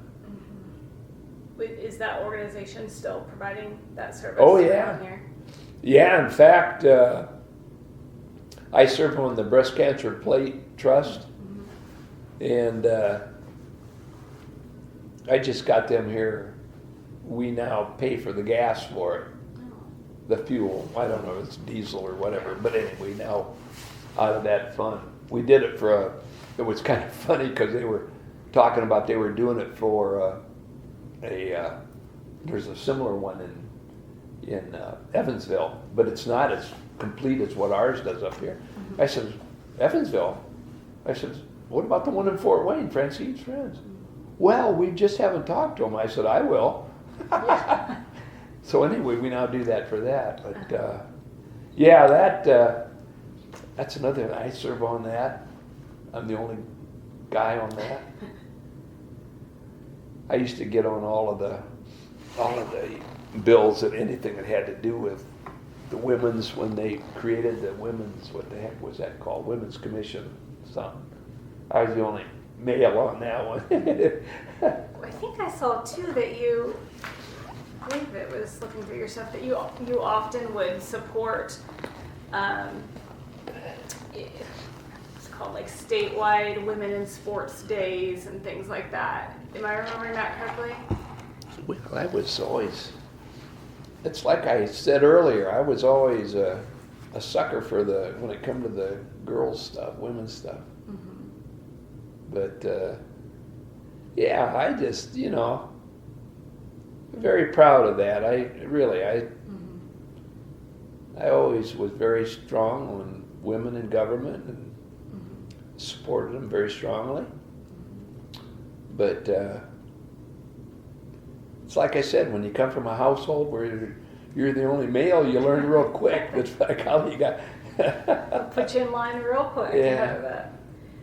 Well, how would you? I know a lot of the legislation that you worked on, like the .08 seatbelt laws. You had to work very hard for a very long time to get those through. So how did you garner support for your legislation? and to sustain that over time. I am not exaggerating. I have probably, I don't know how many more I've learned since then, but I was probably knew or acquainted with over 1,000 families who either lost a child or a parent or an aunt, an uncle, a brother, a sister. And, you know, they were the ones that got me started. They were the ones that that would be with me. You know, when I'd be defeated, it would crush me. I can still remember there were one time where it was the outgoing national president of MAD and the incoming national president of MAD, and Tom Wyss, and our picture was in the paper, and we were bawling. We had just been defeated on the floor on the bill, and but I had all these groups, and I'd think to myself, I'm not going to do it again, and I'd get phone calls. I'd get phone calls on the day of the death. I'd get phone calls on the birth date of the person. I'd get calls on holidays, Christmas. And they'd say, you've got to do it again. You've got to do it. And I would say, I'm not going to do it. And then, damn. That's why if you look in there, you'll find out that there were years where my bill numbers were high numbers. Because I'd say, I'm not going to do it. And then by the time I decide that I was going to do it, you know, I'd be way up in the numbers. There were several years where it was Senate Bill 1. That's the thing with Bob Garton. He allowed that to be Senate Bill 1 for many, many years like that. I had a situation one time, and I don't mean to be wasting time here with stories. No, this is exactly the type of thing I want to hear. But I got a phone call from, well, my secretary came over to me and said, hey, they're calling up from the front desk, and there's some gentleman down there that they don't know who he is, but he's got a book with him, a picture book, and he wants to see you. And it's about the drunk driving. And I said, well, yeah, let him come up. And he was from Greenwood. And this guy come up and sat at my desk, and he sat across from me, and he started talking about this was when I was doing I think the open container. I guess I was doing both. And he sat across from me, and he said, this is a picture of my granddaughter. And he opens the book, and he turns it around, and there was this little 4-year-old. Oh, God, she was gorgeous. And he said, she's 4 years old. And he said, this is the last time I saw her. And he flipped it over, and she was on the slab at the corners. Oh, I shouldn't be telling you these stories. And he started crying, I started crying. Yeah. The secretaries didn't know what to do. And they were trying, should we go over there and ask him to leave or what? Oh, that was horrible. Oh, I bet. But those were those were the situations, you know. Jack Green, his daughter's the one that was 16-year-old on her 16th birthday. We stayed friends. I haven't talked to Jack now for probably 5 or 6 years. But he got involved. I got involved with, of course, all the sad chapters around. Mm-hmm. I had on one of the bills we passed, I wonder which one that was. We had all of the state police and prosecutors. I got a picture of that somewhere. And this guy come up to me and he said, Senator Wyss, he said, you don't remember me. But he said, I was a student at South Bend Adams High School. And I said, oh, really? And the reason that rang a bell was their vice principal was killed by a drunk driver. And those kids come down to talk to me. It's when I first started doing all this stuff. And he said, I was a member of the SAD chapter. And he said, after talking to you, he said, I decided that what I wanted to do is I wanted to go to school and become a lawyer and then become a prosecutor and work on these kind of cases. And I looked at him, I said, "Oh, really?" And he said, "Yeah." I said, "What do you do now?" He said, "I'm an assistant prosecutor." And I think he was in, what's the county where Purdue is? Is that not Tippecanoe? Tippecanoe. It is Tippecanoe. I'm a deputy prosecutor.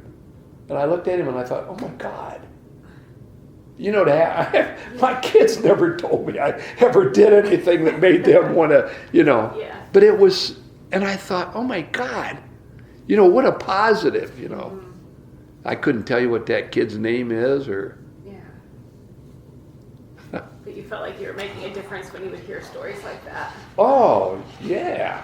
Well, I think I made a difference on the, with even those that lost a family member. Jack Green, Mm-hmm. Jack Green, to work through that, he became a speaker. There was a guy in Tippecanoe County too, I can't remember his name now. And he became a speaker against, drinking and driving and everything like that. Yeah, those were some really great things to be able to be involved with those. And they had somebody that was in a position to do something that would do so, or at least would try. So. Well, how was legislative business conducted outside of formal votes and committee meetings? Are people meeting for coffee and lunch or over a beer? I mean, how did business get done when you're not on the floor? Well, you at your desk or at their desk, and like you said, and you'd go out to dinner sometimes with a group of legislators, and I can still remember with where we would do that, and it was always great to go out with a lobbyist, but after a while that gets tiresome. They've got you captured for a couple of hours, and they want to tell you their story and that. Well, sometimes you like to go to dinner and talk about other things. And we used to, Garton, I can still remember when we used to go out with, there might be 4 or 5 of us, just us. We'd go out and have dinner and discuss stuff like that. But yeah, you discuss it in informal situations a lot of times with the legislation, and you explain. A lot of times it's a matter, when something comes out of committee, it's been pretty thoroughly, investigated and stuff like that. But then you start getting people on the outside that are, well, here's what's wrong with it, or here's what's wrong, and that's where you start doing the amendment thing like that. But yeah, you did a lot of those things like that. The lobbyist things about going to dinners with them, and the fairness to it is that, yeah, you got a free meal, but you also had a couple of hours of them captivating you to discuss their issue and why it was important or something like that. But I never ever, and that's something that, I'd be a fool to tell you that they influenced you to vote for them because they took you to dinner, but that never, general public thinks that, but you got to be pretty low life to go and just, be that's why you're voting for something, because somebody took you to dinner. Yeah. But there are a lot of times where people would go, and I'd tell them frankly, I couldn't support it, Just wasn't. I remember one time where 2 female lobbyists, and they're both people that I dearly loved them.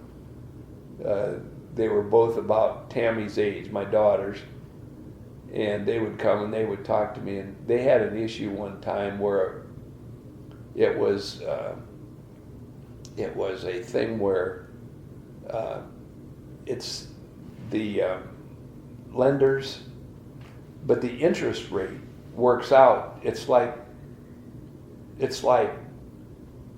I said, well, this is what they were trying to do is do it, and they were trying to do it where somehow it covered your it would be your car, and that your car would be the backup to this thing.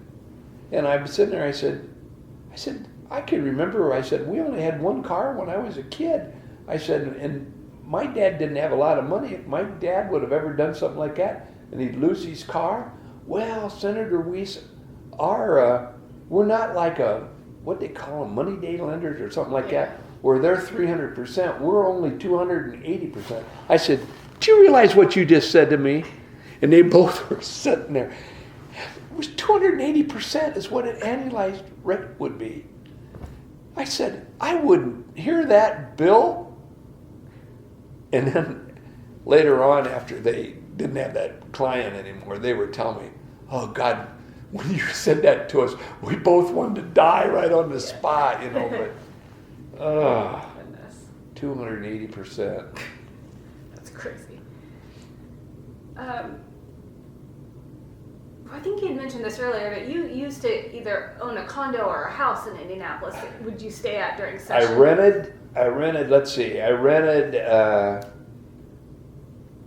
rented down there the first time a 1-bedroom, and I started doing that in 90. When did I start doing that? Must have been late 92, because Shirley had her surgery in July. Yeah, so it must have been 92 I started. In 94, my daughter Tamara graduated from college and came to live and work in Indianapolis and live in her dad's 1-bedroom apartment. And I thought, this is not going to work. So I rented a 2-bedroom apartment over in Lockfield Gardens. I had that for a year, and then I bought a condo in 95. In 2001, my daughter and my wife decided that there was this fantastic place on 33rd Street that we could buy real cheap and restore it and all this kind of stuff. It turned out to be one of the first mission homes, the mission style in Indianapolis. It was built in 1898, and we had that until I had the chance to buy one on Pennsylvania.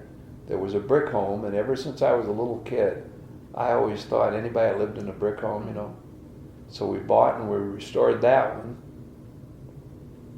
and then that's where Shirley passed away. And then after that, I wanted to downsize because it was a big home, and I bought the home right next to it, and tore that right down to the stud the same way and restored it.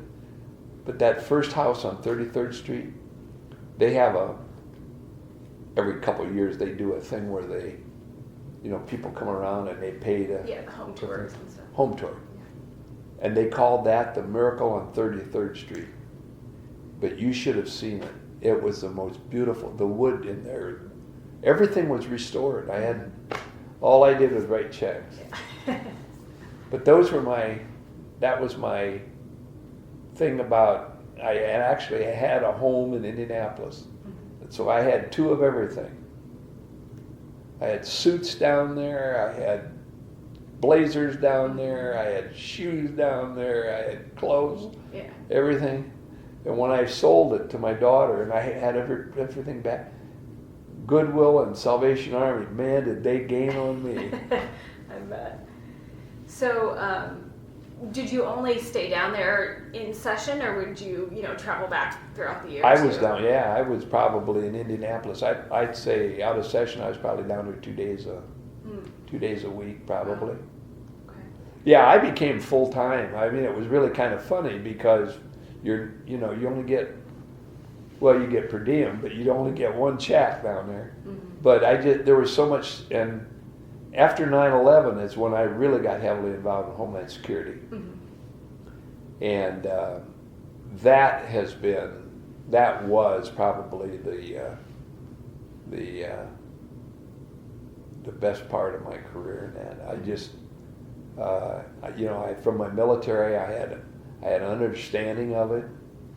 And then when we formed the Counterterrorism and Security Council. I represented Bob Garton on that, and I stayed on that until I left in 14. But I did stuff on a national level. I was on the Homeland Security Advisory Council under Bush. I was on Global under Bush and Obama. I was on the Criminal Intelligence Coordinating Council under Obama. What else to do? That's why I've been going nuts. I've been wanting to do something, and the administration is all controlled out of the White House, everything. Even Coach can't get me. Coach has been trying to get me onto something out there. But, so anyway, when I was saying I did a couple of days a week down there, I did a lot of national stuff. And I was all across the country. Well, let's go ahead and talk about that. Then how did you get, well, let me start with this. How did 9/11 then affect how the government responded to those issues? And what that looked like in Indiana? Well, it was, it responded very quickly. In other words, the Counterterrorism and Security Council was created in October of 2001. A month after that, it was created by Governor O'Bannon. And what you did there is you had all the federal agencies were involved, all of the state agencies were involved, any agency that had to deal with, obviously it was transportation, it was police, it was IT, it was any of these things that, corrections, anything that had any kind of a connection or could have a connection with it. And we would meet on a monthly basis, and I was very strongly involved with that. In fact, I think there were people that, because I took attendance, when I said that, the lieutenant governor actually ran it, whoever it was, and of course at that time was Kernan, a man that I totally loved, by the way, another Democrat I loved. We were very close. And, but I would say, Joe, so-and-so's not here. All right, I'll take care of it. The next meeting, they would be there. But the state of Indiana did an excellent job. They did it under O'Bannon, and then of course under Kernan. It stayed under Kernan. But then when Mitch come in, that's when one of the things that I couldn't get done under O'Bannon, and don't ask me why, they just didn't go that route, was the Fusion Center. And the Fusion Center is the connection that other states had done. Indiana hadn't done it yet. And we finally put that in 2006. And the Fusion Center is the what you call the filtering place for anything that has to do with terrorism, either from the feds coming back to the state or from the state going up to the feds. And on that, I visited and was involved in fusion centers in state of Washington, state of California, the state of Texas, New Jersey, Tennessee, Michigan, Minnesota, Wisconsin. I look back on those, and it's so funny, to Colorado, and to establish them and to get them up and running. And it's been an unbelievably successful program. In fact, I was just in the one that they named the Senator Wyss one in Indiana. Jim Merritt did that when I retired. They had that named it, but named after me. But so anyway, doing that national stuff was really that was really probably one of the most interesting parts of my career. Because, and you know what was interesting about it, even though that becomes political too, as you can see now. But it seemed like no matter what your politics were, you were working for the same thing. That was the protection of the country. Now you had maybe different ideas about how something should be or whatever else, but the basis for it was to make America safe. And that's why I was so excited to be a part of it. It was like, even though you may have differences on how something should be done, it was the end goal was always the same like that. So. Well, how did you first get appointed then to work on it at the state level? Well, when we created the CTASC at that time, Counterterrorism Security Council, who was to be on there would be the Speaker of the House, the President Pro Tem, and it became they're not going to do that. And I went into Bob and I said, hey Bob, I said, I'd be happy to serve on that. And I had a military background, so Bob said fine.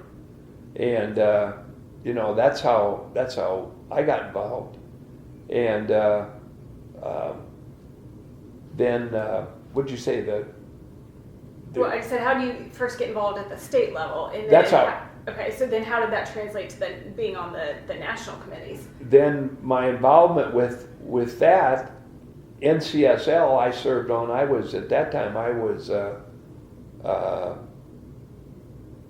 what was I doing then? I think I was the vice chair of transportation for NCSL, the National Conference of State Legislators, and they created a Homeland Security thing. And they knew what I was doing in Indiana, and they asked me to be on that committee. Then when I was on that committee, Mike Balboni, who if you ever watch Fox, when there's a terrorism event, you'll see Mike Balboni. He was the chair at that time. And when he left, I took over the chair of the task force. And so then from the task force is where I was asked for NCSL. I became a member of the Homeland Security Advisory Council and a global and of the criminal intelligence. So that's how that thing evolved. And then when we created the Fusion Center, because I was doing the other stuff, then I got spreading out into those. So I did a lot of travel and a lot of stuff with the other states on their Fusion Centers. So what did work on those committees entail? What were? Oh, you dealt with on global. That's the information systems. In fact, a funny story about why that's just funny right now. On 9/11, after 9/11, one of the problems they had was the telecommunications. They couldn't. Towers were down. Stuff. Nobody could talk to anybody. And so the 9/11 Commission depicted that they should have a nationwide system. So the information part of global, which is a Department of Justice program, that was encompassed within that, and you were working on stuff on programs that locals have, programs that the federal government has on police agencies and how they do stuff and all that. Well, we started talking about what in probably, I wonder when that would have been. Must have been in 6 or 7. They were talking about this same program from 2000. When was the study done? In 2, I think. It just now went into effect about a year ago. After all these years, and it's called FirstNet. And Indiana, last year at the beginning, or this year, signed on to the FirstNet thing. But it's going to be another 5 years before it's ever complete. But eventually what it'll be is police officers and fire and emergency management and all that will have their own network on data transmission, phones, all this stuff, so that you as a private citizen don't complicate and take down, when an emergency happens, everybody wants to get on their phone. Sure. That's what happened down in Florida just this last tornado or hurricane. Yeah. Verizon went down. Their network went down. Mm-hmm. AT&T, which has the FirstNet, they're the only ones that stayed up. So, but the funny thing to me is, it's been more than 17 years, and it still isn't finalized yet. Mm-hmm. And you talk about how slow government can move. It's taken all these years for it to get this far. Wow. That's why when I said when I was disappointed, because I would have liked to have still been a part of, Mm-hmm. but we worked on stuff that some stuff you couldn't talk about, but a lot of the stuff had to do with community policing. You were doing things that involved, and it was always about programs and so forth that would be counter to the terrorism thing like that. The See Something, Say Something program. There were different programs that we worked on like that. So that was, but that was an enjoyable experience there. I worked with guys from the FBI. I worked with ATF. I worked with people from the highway patrol, head of the highway patrol for California, the head of the highway patrol for Utah, the head of the highway patrol for New Jersey. These were all guys that I was serving with, and it was so cool. Yeah. Here's this little state senator from the state of Indiana, and he's involved with them on their level. That was cool. That was fun. Well, I wanted to talk a little bit more about some key legislation and committee work, but I have just a few more questions before we get to that. Did you have a sense of how people would vote prior to actual voting? You do in some cases. Some of them you don't know. Mm-hmm. Some would tell you, hey, I support this, or unless I hear something ugly in committee, I'm supporting it. And then you had others. I can remember on my own committee. Now, of course, I didn't have any control of who was on my committee necessarily, but I had people on my committee that would every year I shouldn't say every year, but several years would vote against it, and I'd lose it in my own committee, lose the bill. That's tough, especially when it's your own committee. Mm-hmm. What you learn there is to let it shrug off, because what you could do is you could do a lot of things about not hearing their bills or stuff like that, and I never wanted to do that. But boy, it was really tough when you'd have somebody that especially on that one, you'd be sitting there and you'd be talking about all these things with, and you were getting a testimony from families and law enforcement and everything else, and it didn't matter. Yeah. And you know something that's funny? It never hurt them. It never hurt, the ones that voted against it. Yeah. It's easy to vote against something because you can always make an excuse to a citizen about why you didn't vote for something. The tough part is why you did vote for something. And that's usually the ones that they won't. Unless it was like that woman I said that was mad because I wouldn't do her biting on that one issue. So.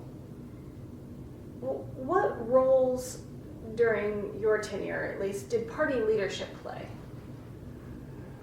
Well, party leadership, they set the tone, and they have a certain sense of how things are going to be done because that's where they put the bills. Mm-hmm. They could put the bills in rules, which basically kills them. They can put them in a committee where they know it's not going to be heard, or in a committee where the chairman is not going to be favorable to that. So, the leadership pretty much can control that kind of stuff. I always thought Bob was fair about that, though, and when he would assign something, unless it was something that was totally ridiculous,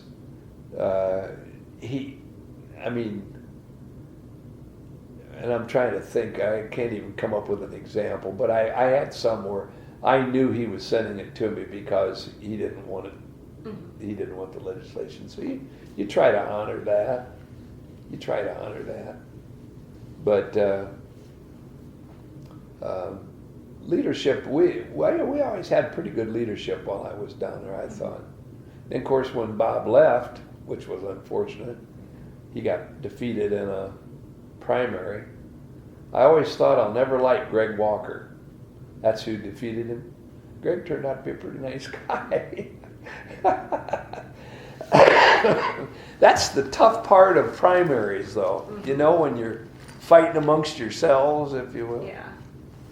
But yeah, and then like I said, we had pretty darn good leadership, I think, while I was there. David Long did a good job. But there's a truism to it's like herding a bunch of cats. And it has to do with when you have the majority, or like David Long had, a supermajority. Because people are flaking off and and then all of a sudden, how do you explain that? Maybe it's a quote Republican position, and you get people to do that, but you just remember those things. Sure. What does the public not know about how the General Assembly operates? What does the public not know? I don't know if there's anything that the public doesn't know. It's just that they don't understand. I think that's probably more. I mean, they don't understand the rules. They don't understand the system of how it's set up. Those are probably the things, but it's pretty much it's pretty much right there. This is the way you do something, and this is and here is the rule book by which you do. Now, one of the things I never did is I never learned all of the rules. I never, and it was always funny because people like Joe Harrison, who's a longtime deceased guy, but he knew that book, and he could go and, he could make a motion or something, and you go, where the hell did that come from? But there it is in the book. Yeah. And he knew when that could be used and where it could be used and how it could be used. And those are the guys that are really effective. Those are the ones that can do something by knowing the rule book. But John Q. Public, they don't know all of those things.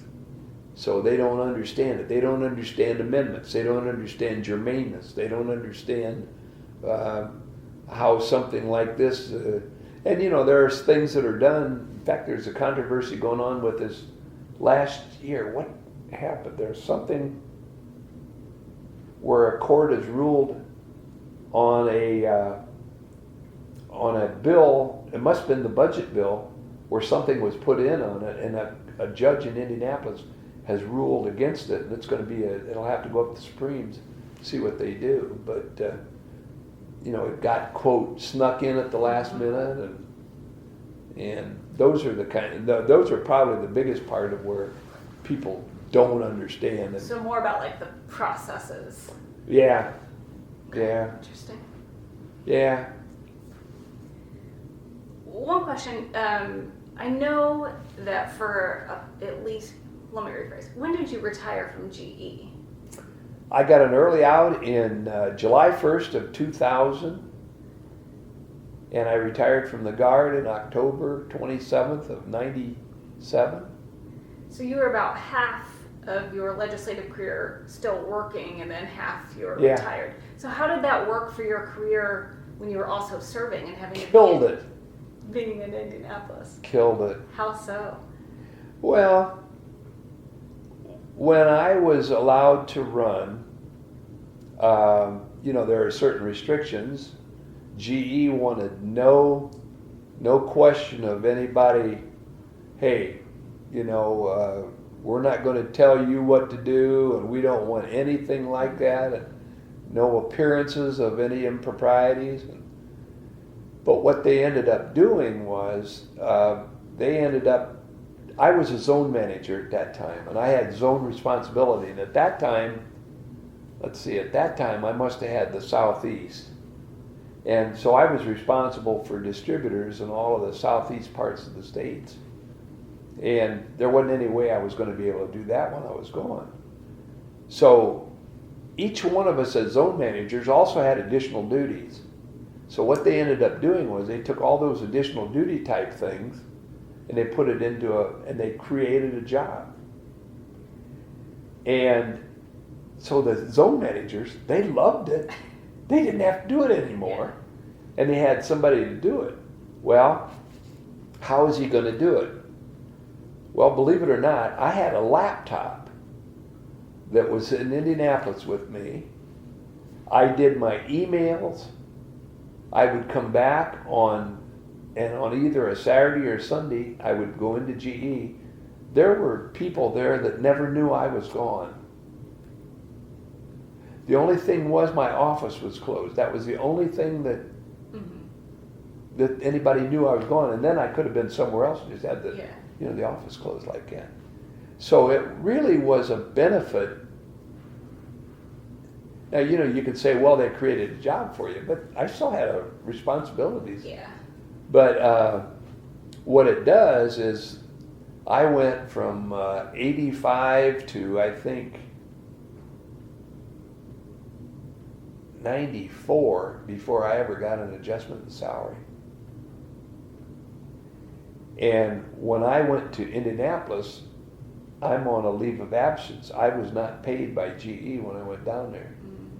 So it was really tough because I lost income by doing that. Now, GE then, at some point, I don't remember when that was, they allowed me to still take, we had a program for our 401 that if you donate 7%, that's what you contribute, GE matched half of that. They would allow me whatever income that I would have made during that time, they allowed me to put in that 7%. They matched that. That's the only thing GE really did for me. And then sometime in the 90s, they ended up, I couldn't do anything with any kind of state PAC stuff, but I could be doing federal PAC stuff. So that meant I would be contacting all of the senior management for the motor business, which was a worldwide business for GE, and for the federal PAC. So I did that thing, and they gave me an increase there. So that was the first time I got an increase. Now it's kind of nice because I was able to do that as a part of my, it wasn't like I was added on a whole bunch of or hours or anything like that. But your career is cut, So did I do a sacrifice? Yeah. Did I sacrifice things for my family? I don't really think I did that, although I sacrificed time. And I just told Jane this the other day. I said, I was so lucky I had girls because, a boy, girls need their dad around too, but the girls were doing girl things with their mom. So that was the one thing there. But so the fortunate part of what I did is I did good investing. And because of my wife, because I was not an investor when I married my wife, hey, you wanted to spend it, And that's one of the saddest things that I feel now is that I was able to accumulate, and I can't share that with my wife now.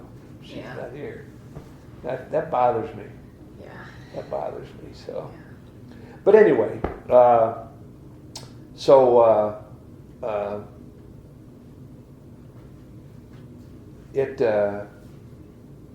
it used to bother me that when I was down there that I served with people that their companies continued to pay them just like they were going to work. Never bothered them, but I think it was because they were an international corporation. I think they were so damn sensitive about anything. They didn't want any kind of thing. If there's going to be an issue that involves General Electric, stay out of it. They were pretty emphatic about that, which I did. Which I did. Of course, I was happy about that in a sense because I thought, oh man, I don't want somebody telling me I got to do this and got to do that. Well, we've touched on a few of these, but what would you say were the most controversial legislative issues during your time at the Assembly? The most controversial? Uh-huh. Abortion issues.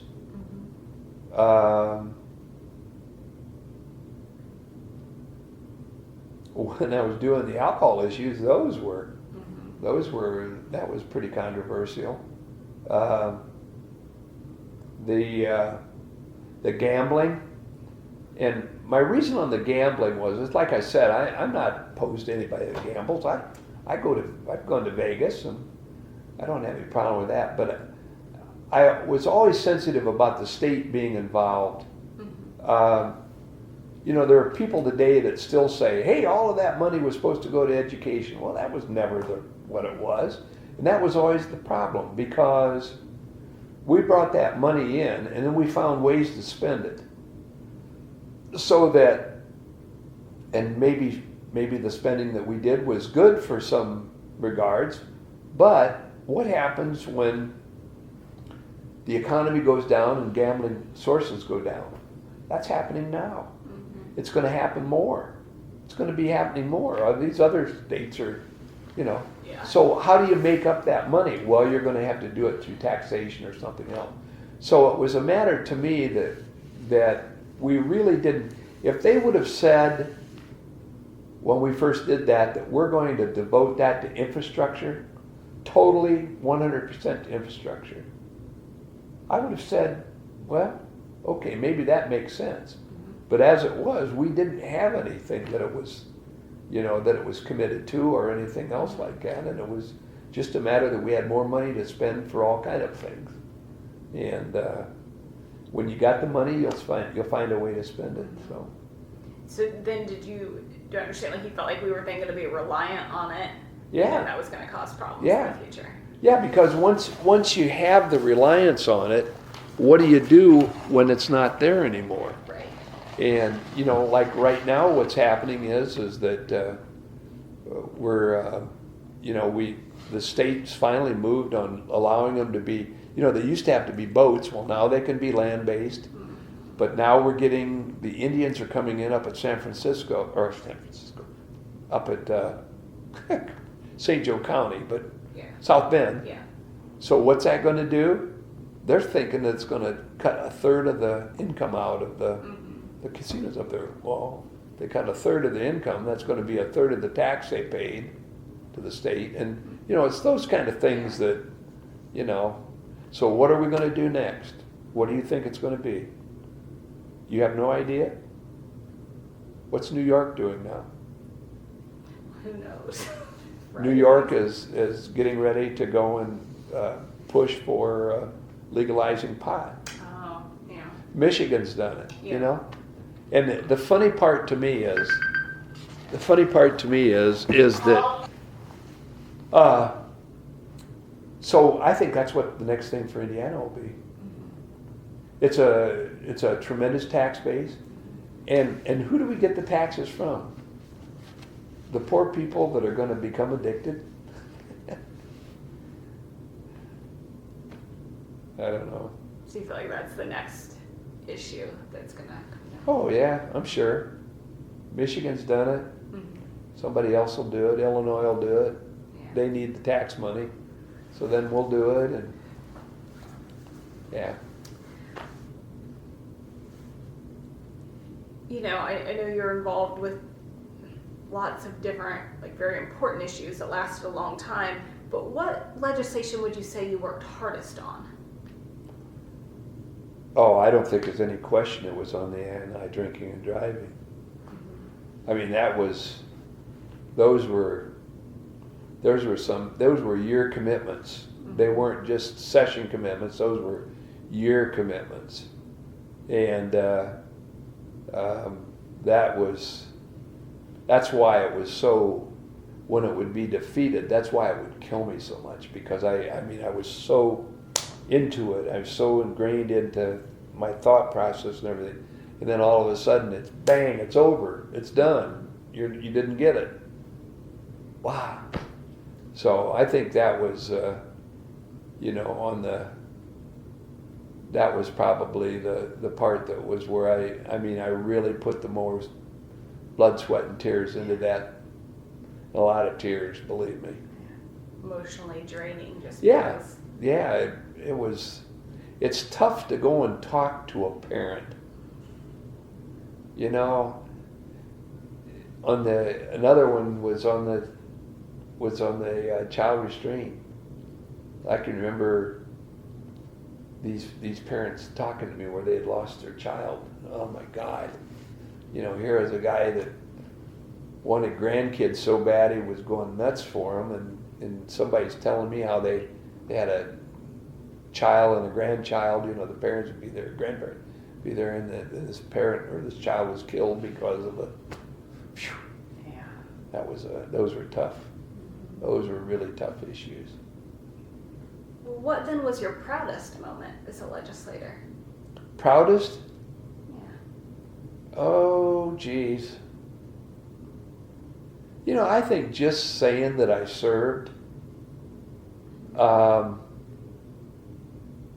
know, it's kind of funny because the proudness of passing a bill, you know, you feel good for a couple of days and that's over with, you know. But just saying that, you know, that I did something. Now, did I have satisfaction doing it? You know, personal, yeah, I did. But the satisfaction came from I made the effort to do it. And again, I was doing something that either somebody couldn't, wouldn't, or shouldn't do, or whatever the heck. I was able to go out and do it, and do it. And it wasn't just for, I didn't gain from it.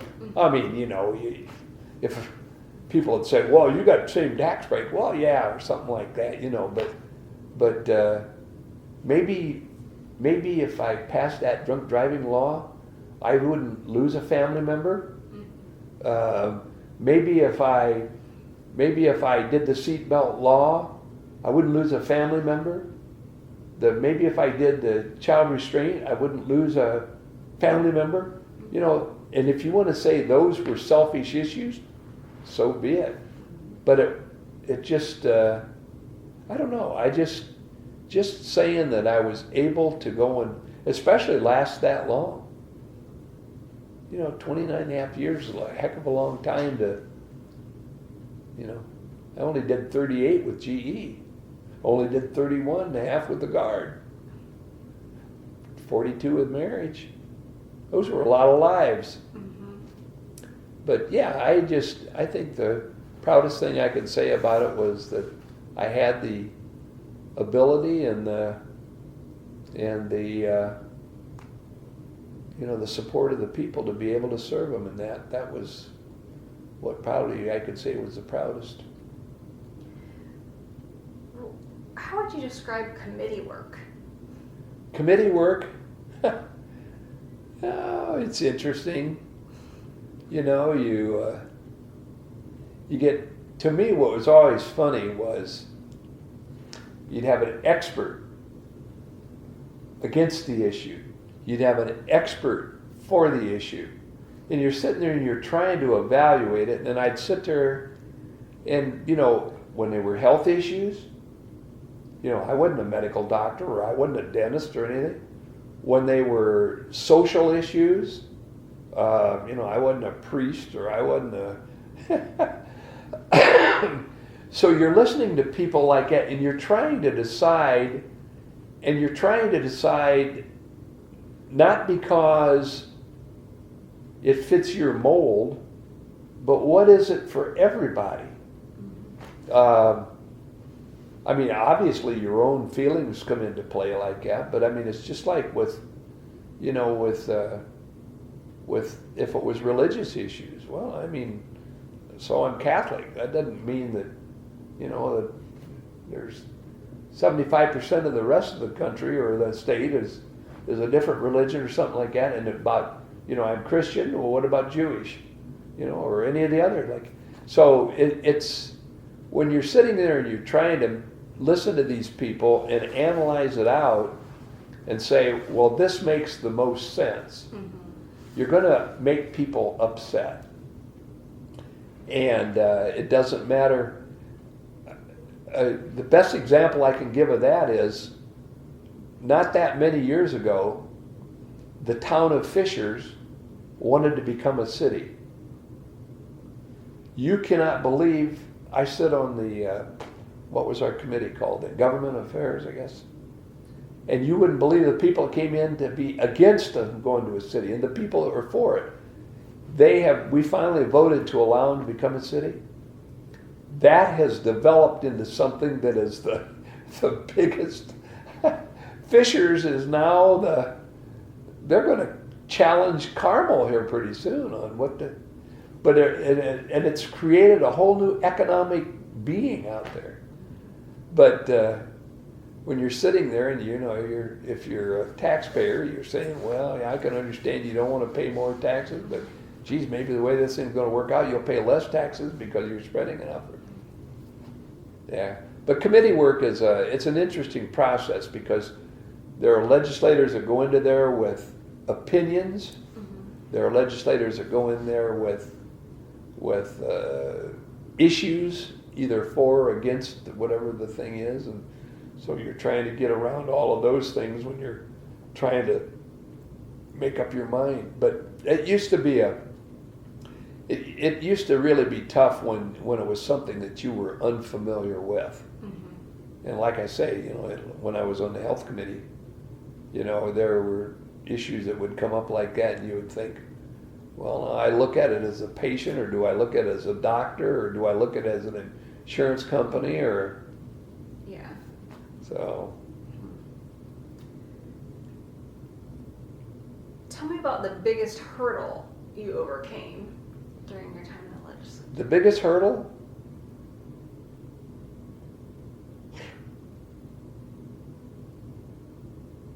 Geez, I don't know. I never really thought of it like that. Mm-hmm. There were a lot of people that I got a lot of criticism on the drunk driving stuff because people were saying that I wouldn't bend, and I wouldn't, that it was my way or the highway or something like that. But I just, somebody told me one time, you probably could have had that if you'd have told everybody you'd put it into effect, but give it a couple of years before it had an effective date. And I remember when they told me that, I said, well, that would mean that statistically, I'm willing to look at another 500 people die out Indiana roads before it took effect. I said, I can't accept that. Well, at the same time, if I lost the bill, what did I, and that was kind of those were, I don't know, I guess you'd call that a hurdle, was getting around that with having people understand it wasn't about, I got attention, I got national attention, but it wasn't that. It was the issue. Hell, all it would have been able to been, if it would have been passed, it'd have been passed, and then you go on to something else. But I guess that was the biggest hurdle, getting that thing passed, getting that legislation. Is that the .08? Is that .08? What you're referring Yeah, it took me 4 years to get open container. 4 years. Somebody's got open booze cans in their car. You know what really was the kicker on that one? We had a legislator get killed by a guy. There were cans everywhere on that truck and on the roadway from the truck that hit him, killed him. Sad to say it, but that's one of the things that helped me. All of a sudden, these guys saw it personally. They said, oh, hell, that was so-and-so. Geez, what a terrible thing. I don't know. Well, what, in your opinion, is the most important work of the Indiana General Assembly? The most important work? Mm-hmm. To do the good for the people. I mean, it's like what we've discussed earlier, sometimes it's not understood. Sometimes it is. Sometimes what's good for some is not good for others, especially when you get into economic issues, because, tax breaks are good for some and not good for others. When you pass certain laws that negatively impact, when I talked about the child restraint, you got 10 kids, what are you going to do? It means you have to have 2 cars, or you have to split up, or but all of the things, and it's, I just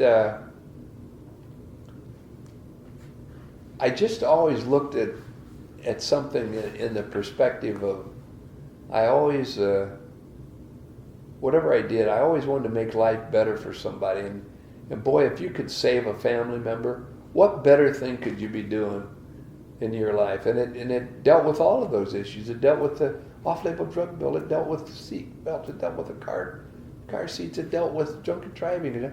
All of those things were selfishly, like I said, if it saved one of my family members, great. But I was doing it not just for Tom Wyss, so that was, I don't know. Well, when did you leave the General Assembly? 2014. Okay. Did you decide to retire? Did you lose an election? What happened there? No, it's, you get to a certain point in your life and you think, I've done this long enough, and there are other people out there that want to do it, and I've been satisfied with the things I've been able to do. To be perfectly honest with you, if I'd have thought more about the Homeland Security stuff, I probably would have wanted to do another term, because I enjoyed that so much. What I was doing was, I really felt I was that little piece of the puzzle. I can remember being in Washington, and I was sitting there in a meeting, and we had this big discussion going on. And of course, I was there as the perspective of a legislator, how stuff, and that's what and I was in a discussion with this guy, and I said, I don't agree with you on that. And he, what do you mean you don't agree? And I said, well, I don't agree, and here's why. And I went going through all this stuff. So later on, I said to somebody, I said, who is John McGaugh? And he says, well, he used to be the head of the Secret Service, and then he was the head of ATF. And I'm sitting there and I'm going, holy shit, I can't believe what I was just arguing with this guy about. I was right, and the people were agreeing with me, and it was so funny to me after I found out who it was. I was embarrassed. I didn't even want to talk to this guy after that. Oh God, that was funny though. The people that I was talking to though, they thought they got the biggest kick out of that, because I wouldn't back down from him on his argument. Oh, the good old days. Yeah. Well, I just have a handful of questions left here, but how would you summarize your time as a state legislator overall? Totally satisfied that everything I did for the right reasons.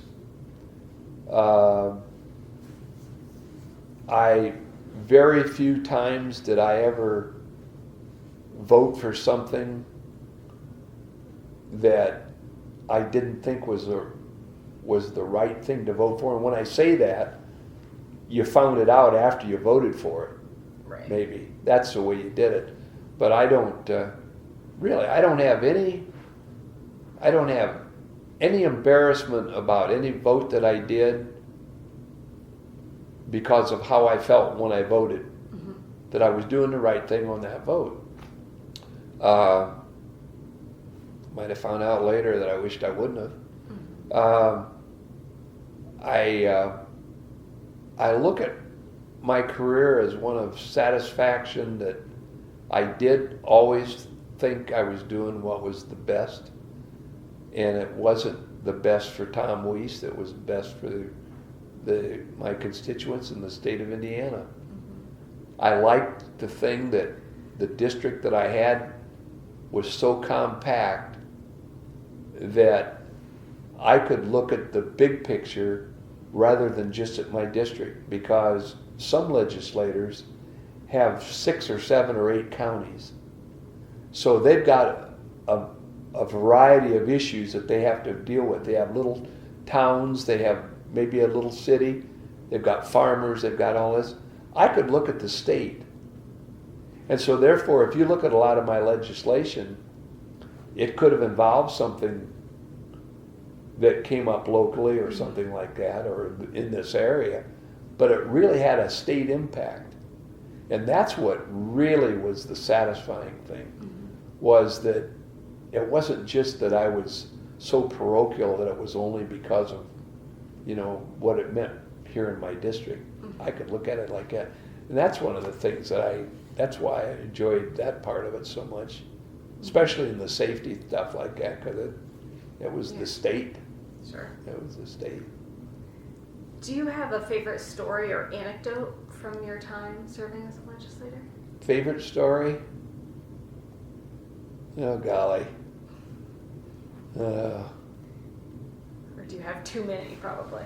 Yeah, there are a lot of stories. I don't know that I've got a favorite one. And again, we've sort of addressed this as we've gone, but what lessons, if any, did you learn? Well, I learned that no matter how good you thought the issue was, or how fair you thought the issue was, or how proper you thought the issue was, there's always going to be people that think the opposite.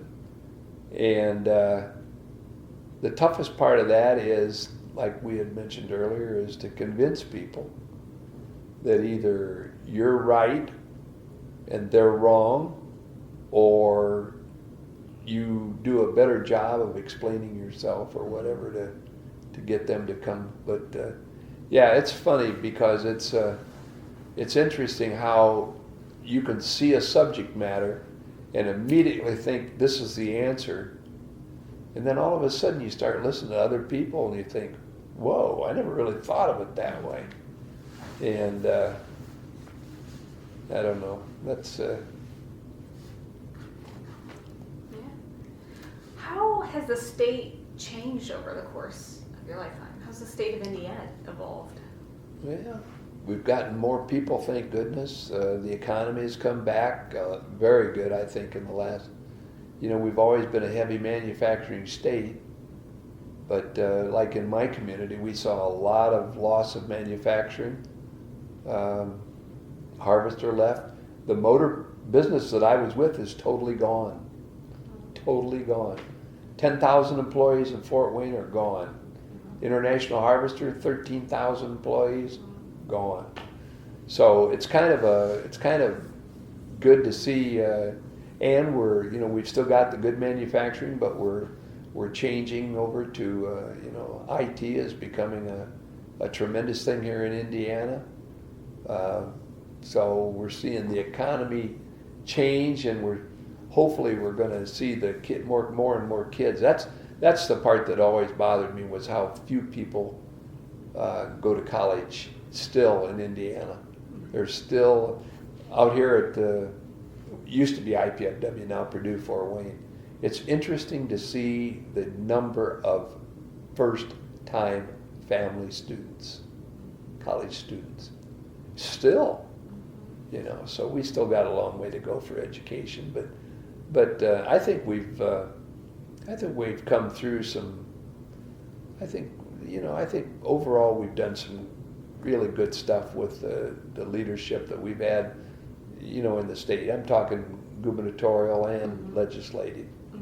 I think there's been good directions in that. Some bumps in the road. We found that out a couple of years back, but over the wrong issues, I guess. But well, how has the General Assembly changed? Oh, it's changed. I've been surprised that. Now I don't remember what the latest count is now on. I think that you do need more women in government. In the Senate, I think they're really down on the number of women in there. I always thought that there should be more. That's why I was so supportive of Liz Brown when she was running. I'm not really. I don't know what's going on down there now, but I was happy to see her replace me. But the change is, I think it's become more conservative, and I hate using that term conservative. It's there's just, it seems like there's a lot of people that are anti-government types that are starting to develop more. You know, it started in 2010. And do you mean like Tea Party type, or yeah, Tea Party, those that go to the extreme. You know, when I said I considered myself a conservative when I went down there, I was a conservative, I think, fiscally and value-wise. Today, I think that isn't all it amounts to. I like the fact that the art of politics is the art of compromise. I like that. I think that is so valuable that, you know, that doesn't mean you compromise your principle, but I think it's something that you have to understand that there's all sides. That's why I'm not a big fan of supermajorities at all. I just think that that can lead to problems. When I say that, we didn't have a supermajority when I was there, did we? I don't know. We had a big majority, and yeah, we might have been pretty close to one. But I think that it takes away from the ability to really debate an issue. You can debate it amongst yourselves, but that's not the whole 9 yards. But it's like I said, I think David did a good job and we did of allowing the Democrats to participate in the Senate. I don't know about the House. I really didn't track that much over there. But I mean, they still have their issues that are different than the Republican issues and that, but I think we did a pretty good job of allowing them to be participants in the thing. Well, what, if any, enduring qualities do Hoosiers still have or hold dear?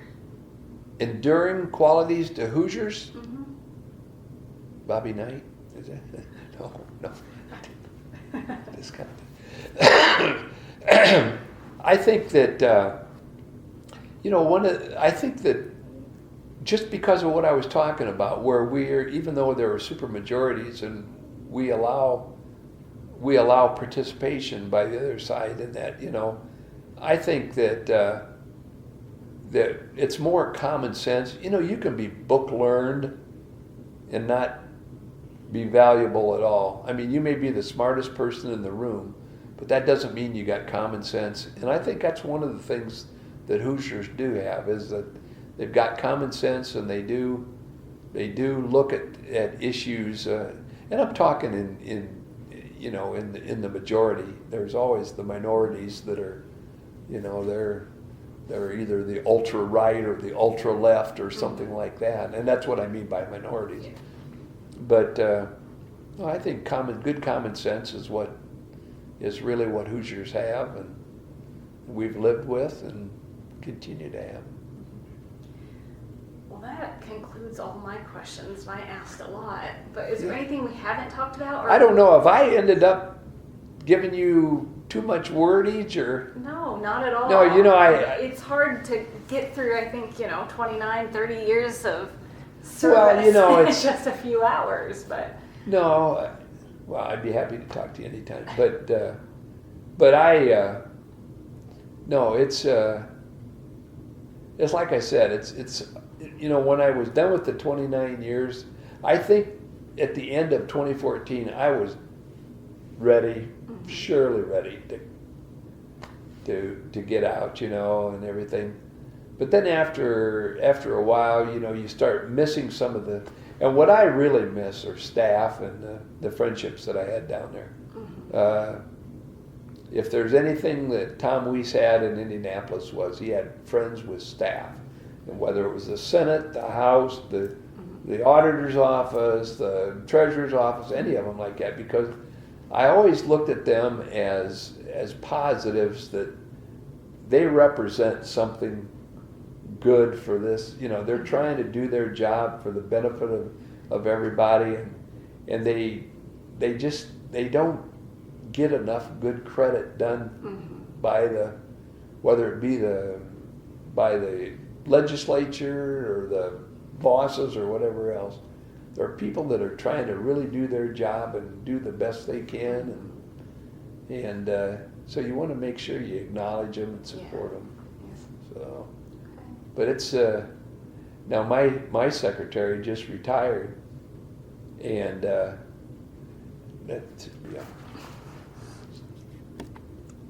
Back on just as we finish up. But yeah, if you want to fill out the information there at the top, just your name and address, and then at the bottom, if there's any restrictions, you know, we turned it off a couple times, so I'll make sure to, that's off. But if there's anything else that you want removed from the record.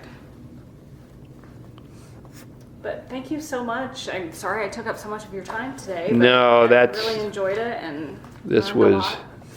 It's fun to talk about the. And